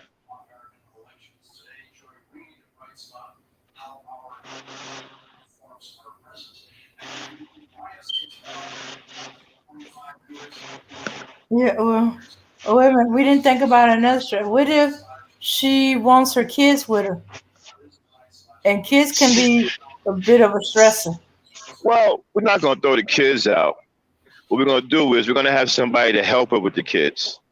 Ah. Somebody that she can call up to sit with the kids for a minute. We're going to have games for the kids. We thought about that. We're going to have a lot of stuff for children to Mhm. keep. We're going to have like a kindergarten type setup for the kids, even for teenagers. We're going to have facilities there that we're going to have like an internet caf for the teenagers so they can go down and play video games or something and don't worry their mother. We're going to have like little things that the kids can play, and we're going to have certified teachers and stuff there to help with the kids' homework and stuff. While the mother's relaxing or sleeping. So now we're gonna build stuff for that. We're gonna have stuff ready for that. I already thought about that. We're gonna be ready for the kid thing. Uh, we could set We're aside a gonna way for kids to keep them out of the way. right. We're gonna try to have the kids. Um, we're gonna try to burn the kids' energy. So by the time Hmm. they go back to the cottage to the mother, they're tired and just want to go to sleep, and then they ain't running her ragged.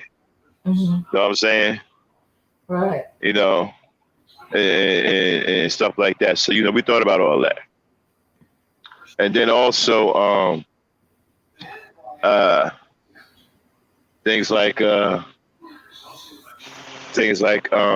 I think I might.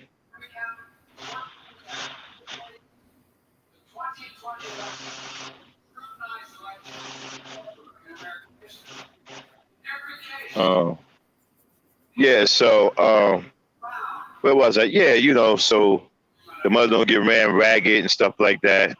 Because some of them might have to bring their kids. Okay. Hmm. We thought about all that. Some of them might have to bring their kids because they might not want to leave their kids home, or they might not trust the person that their kids are with. And then we will have uh, a school van if their kids go to certain schools. All they gotta do is let us know if the kids are staying with them. We will come pick the kids up in the morning, drive them to school, and we will pick them up and bring them back. Hmm. You know, so she ain't got to worry about nothing. We will make sure the kids eat. She can do that herself. She can call up the kitchen, have them prepare food for the kids, and they'll bring it up.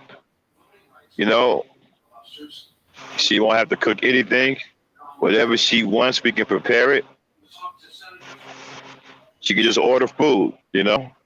Like takeout. Only it's gonna be healthy food. It's not gonna be McDonald's and shit. No, she's gonna get this big giant menu, like a book. It's gonna have a lot of healthy dishes: fish, salmon.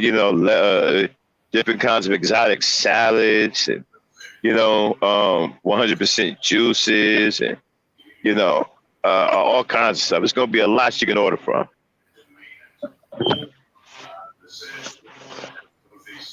Okay, and we thought about Mothers waking up in the middle of the night getting hungry. We thought about that too. That's why the kitchen will run 24/7. So if she gets up in the middle of the night and all of a sudden she's got a craving for pickles and ice cream, what you got to do is call down to the kitchen or bring up pickles and ice cream.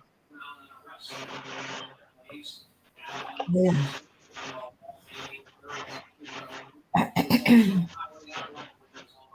You understand what I'm saying? Uh-huh. Yeah, we thought about all that, man. We thought about, and these are the things that black men should be trying to do for their women and children, rather than fighting each other all the time, chasing drama. We should be trying to find ways to build communities that houses things that is a utopia for our women and children. You have to understand something. If our women and children are happy, then that'll make us happy. They'll make us happy as men. You know what I'm saying? And you'll be proud of yourself as a man, because there'll be a lot to be proud of. You understand what I'm saying? So, um,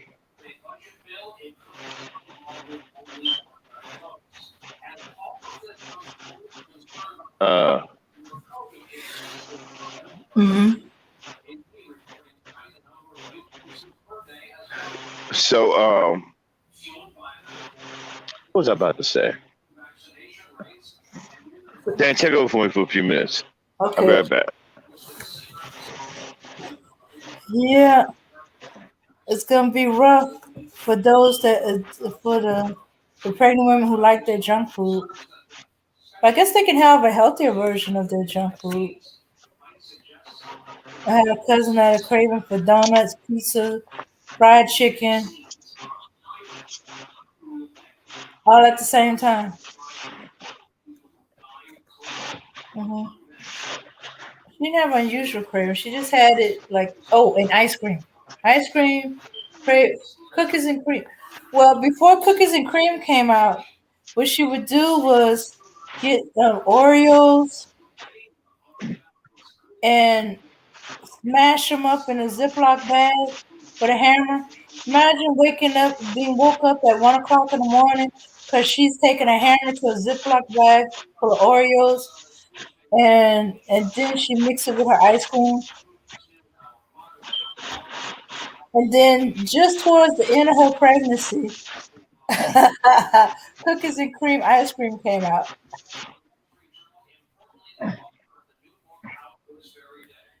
Yeah. So yeah, yeah, yeah. If you pregnant woman that likes to exercise, some of them do. You know, facility, and you do exercise meant for pregnant women. You know, although we kept freaking out because my cousin liked to lift weights. She kept it to arms arms and stuff, but she would freak out her mother every now and then when she was doing squats. Yeah, and yeah, this facility is gonna create a whole city from what I'm seeing in my mind's eyes. We'll end up building a town because we want this facility. Mhm. But sometimes And that's how. that's cool because if Mhm, it turns into a town, mhm, imagine a town with that kind of, a whole town with that kind of mentality. mhm. That'd be awesome. Okay? That'd be awesome.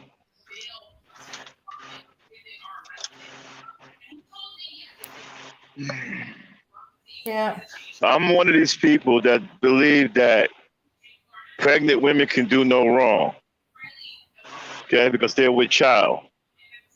So I don't want to hear shit about she said something you didn't like and you put your hands on her. I ain't that dude. I don't give a fuck what she said to you. Mhm. All I care about is she's with child. and you shouldn't have put your hands on her. Now you got to deal with me and my goons.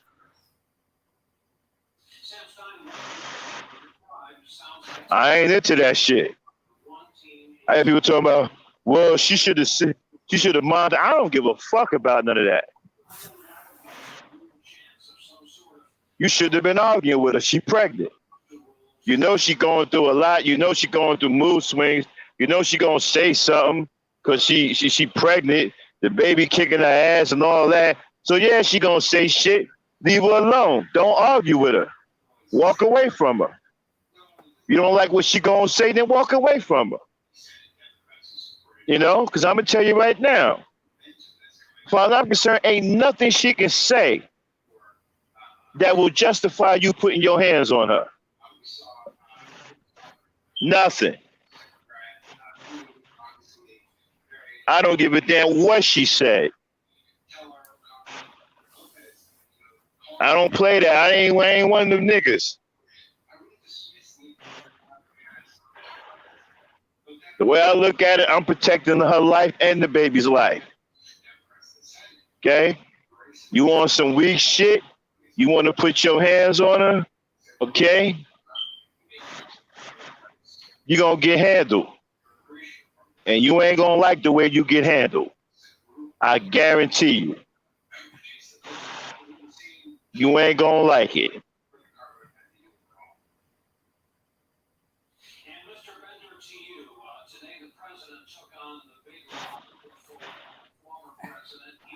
Y'all can keep that evil shit somewhere else. I think it's evil for you to harm a pregnant woman in any kind of way. Mm-hmm. To me, that's evil. That woman is with child. She's getting ready to bring a life into this world. And if you harm her in any way, as far as I'm concerned, you're a demon trying to prevent life. That's the way I'm going to see it. I ain't going to see it no other kind of way.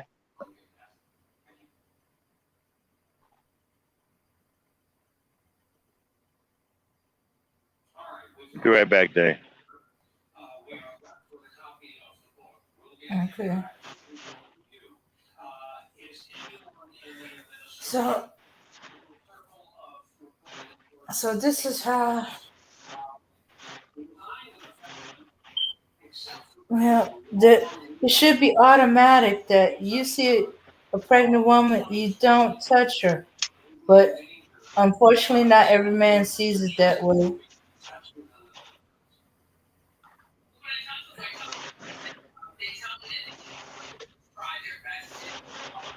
And I'm going to make sure all of my security got just as bad as an attitude as I do against people who put their hands on pregnant women.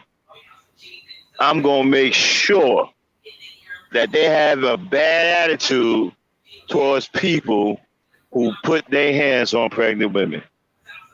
Everybody on my security staff is going to have a problem with people who put their hands on pregnant women. That's going to be a requirement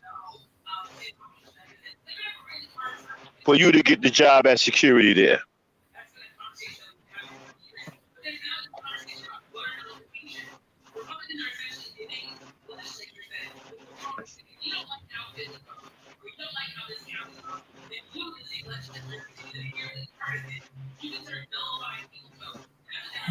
Okay. Yeah. And I keep freezing. Yeah.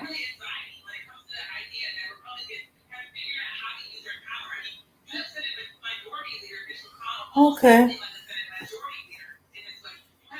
Yeah. Yeah. Probably security that they have daughters and stuff like that. Yeah. Shooks, maybe even one whose wife is pregnant herself and in the facility. You know, nobody, should Okay, I'm back. that has that. Yeah, Yeah, like I was saying, and they right? probably enjoyed being having the freedom to not only beat up these dudes who treat women like that and toss them out and not get fired or go to jail over it or whatever. Man, let me tell you something. You put a hand on a pregnant woman in one of my facility, in my facility, we're gonna enjoy whooping you. We ain't gonna kill you. We're gonna enjoy whooping your natural black ass. We're gonna have fun whooping your natural black ass. It's gonna be sport. We're gonna be taking best to see who whoops your ass the worst. We're gonna be taking best to see who can whoop you within an inch of your life without killing you.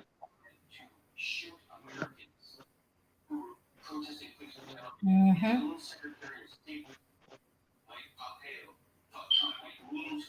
I guarantee you, when we done with you and you get out of the hospital a couple of months later, 6, 7 months later, you ain't coming back around this facility. You're gonna be like, man, them niggas over there crazy. They almost killed me, man. Them niggas crazy. Y'all gonna be trying to call and get us shut down. Hey, them niggas over there crazy, man. We're gonna enjoy whooping your natural black ass, yo.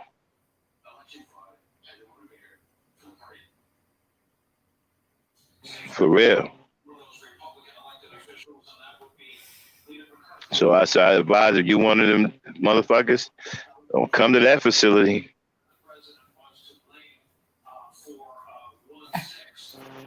That's not the place you want to be. And we got to talk to the sisters too. You know, we got to sisters know. Listen, we hardcore about protecting pregnant black women over here. So please let your loved ones know, or your boyfriend, when they come here, there's certain things they just can't do, or it's gonna be a serious problem. It's gonna be a serious problem. As far as the kids, like I said, we're gonna be ready for the kids. We're gonna have facilities set up. We're gonna have tutors. Trust me, we're gonna have a lot of stuff for the kids to get occupied. You know, we're gonna have tutors, tutor them in whatever. You know, if the mother wants the kids to stay with them all the time, we're gonna have tutors. We're gonna take them to school, pick them up from school. We're gonna have games for them. We're gonna have a lot of stuff.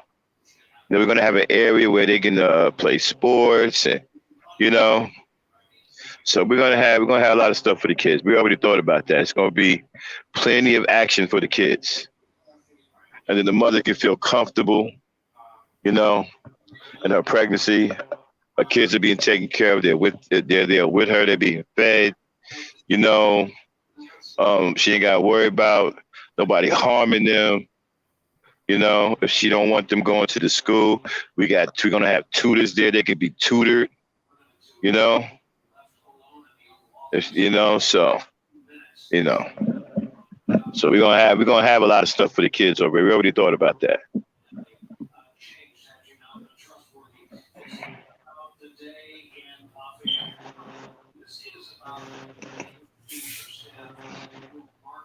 Yeah, Dan. Uh, let's see. So I can't imagine it. How we're gonna deal with the invaders? Uh, uh, All right, listen, Dan. I gotta go into the shops. I gotta get off. Just shut mhm. down when you're done, okay? Okay. All right, everybody. I gotta get out of here. I gotta take my truck into the shop. It was a pleasure talking to y'all. As always, peace, power, and unity. Don't forget, if you got topics you want us to discuss, just email Dane with them, and we'll definitely jump on them. All right, peace out there, everybody. I'll holler at y'all sometime later this week. All right, Dame, I'll see you in the back chat. Peace, power, and unity. All right. All right. Okay. So I was thinking about, how we're gonna handle, because there's gonna be some pushback for something like that. An all black facility for of black women. It was something as sensitive as pregnancy. Gonna get accused of being a cult. Gonna be accused of racism, prejudice, bias. We can't do that.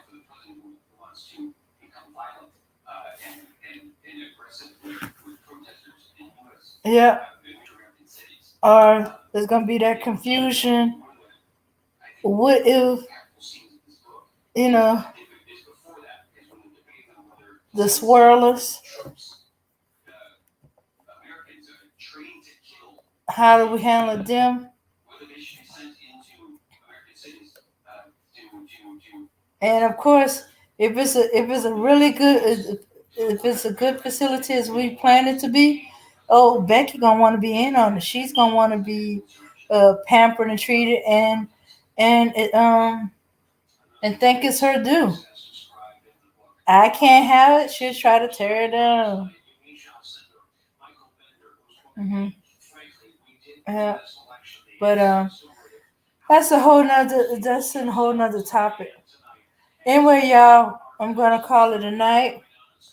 We're gonna end it on a high note. We can envision the facility and what we want to do. So peace, power, and unity. Everybody, like, subscribe, and share. For those of you who seem to be having trouble with the notification, might have to unsubscribe and resubscribe. Make sure that you check your notification. Make sure it's giving you all the notifications.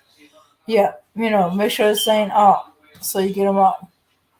But in the meantime, we'll see you for ladies' night, Saturday, 8 o'clock Eastern Standard Time. And let's try. We're gonna try again for game night. You know, gotta have a cash app. We want at least 3 players. And is who don't belong. Hmm.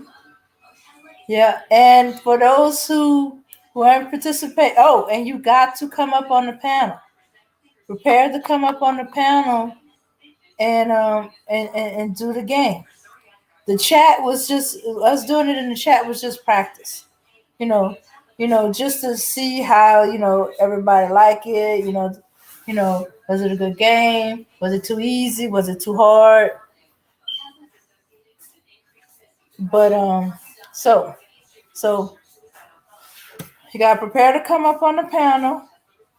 Gotta have a cash app and 3 players.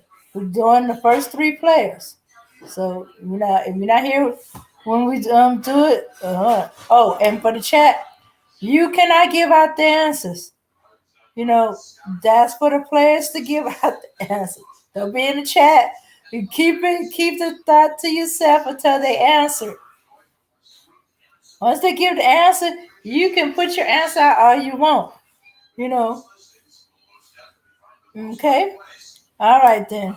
All right. So if I don't see you any other time, I'll definitely see y'all Saturday for ladies' night. All right, y'all. Let's go out with a little music. Y'all have a good night.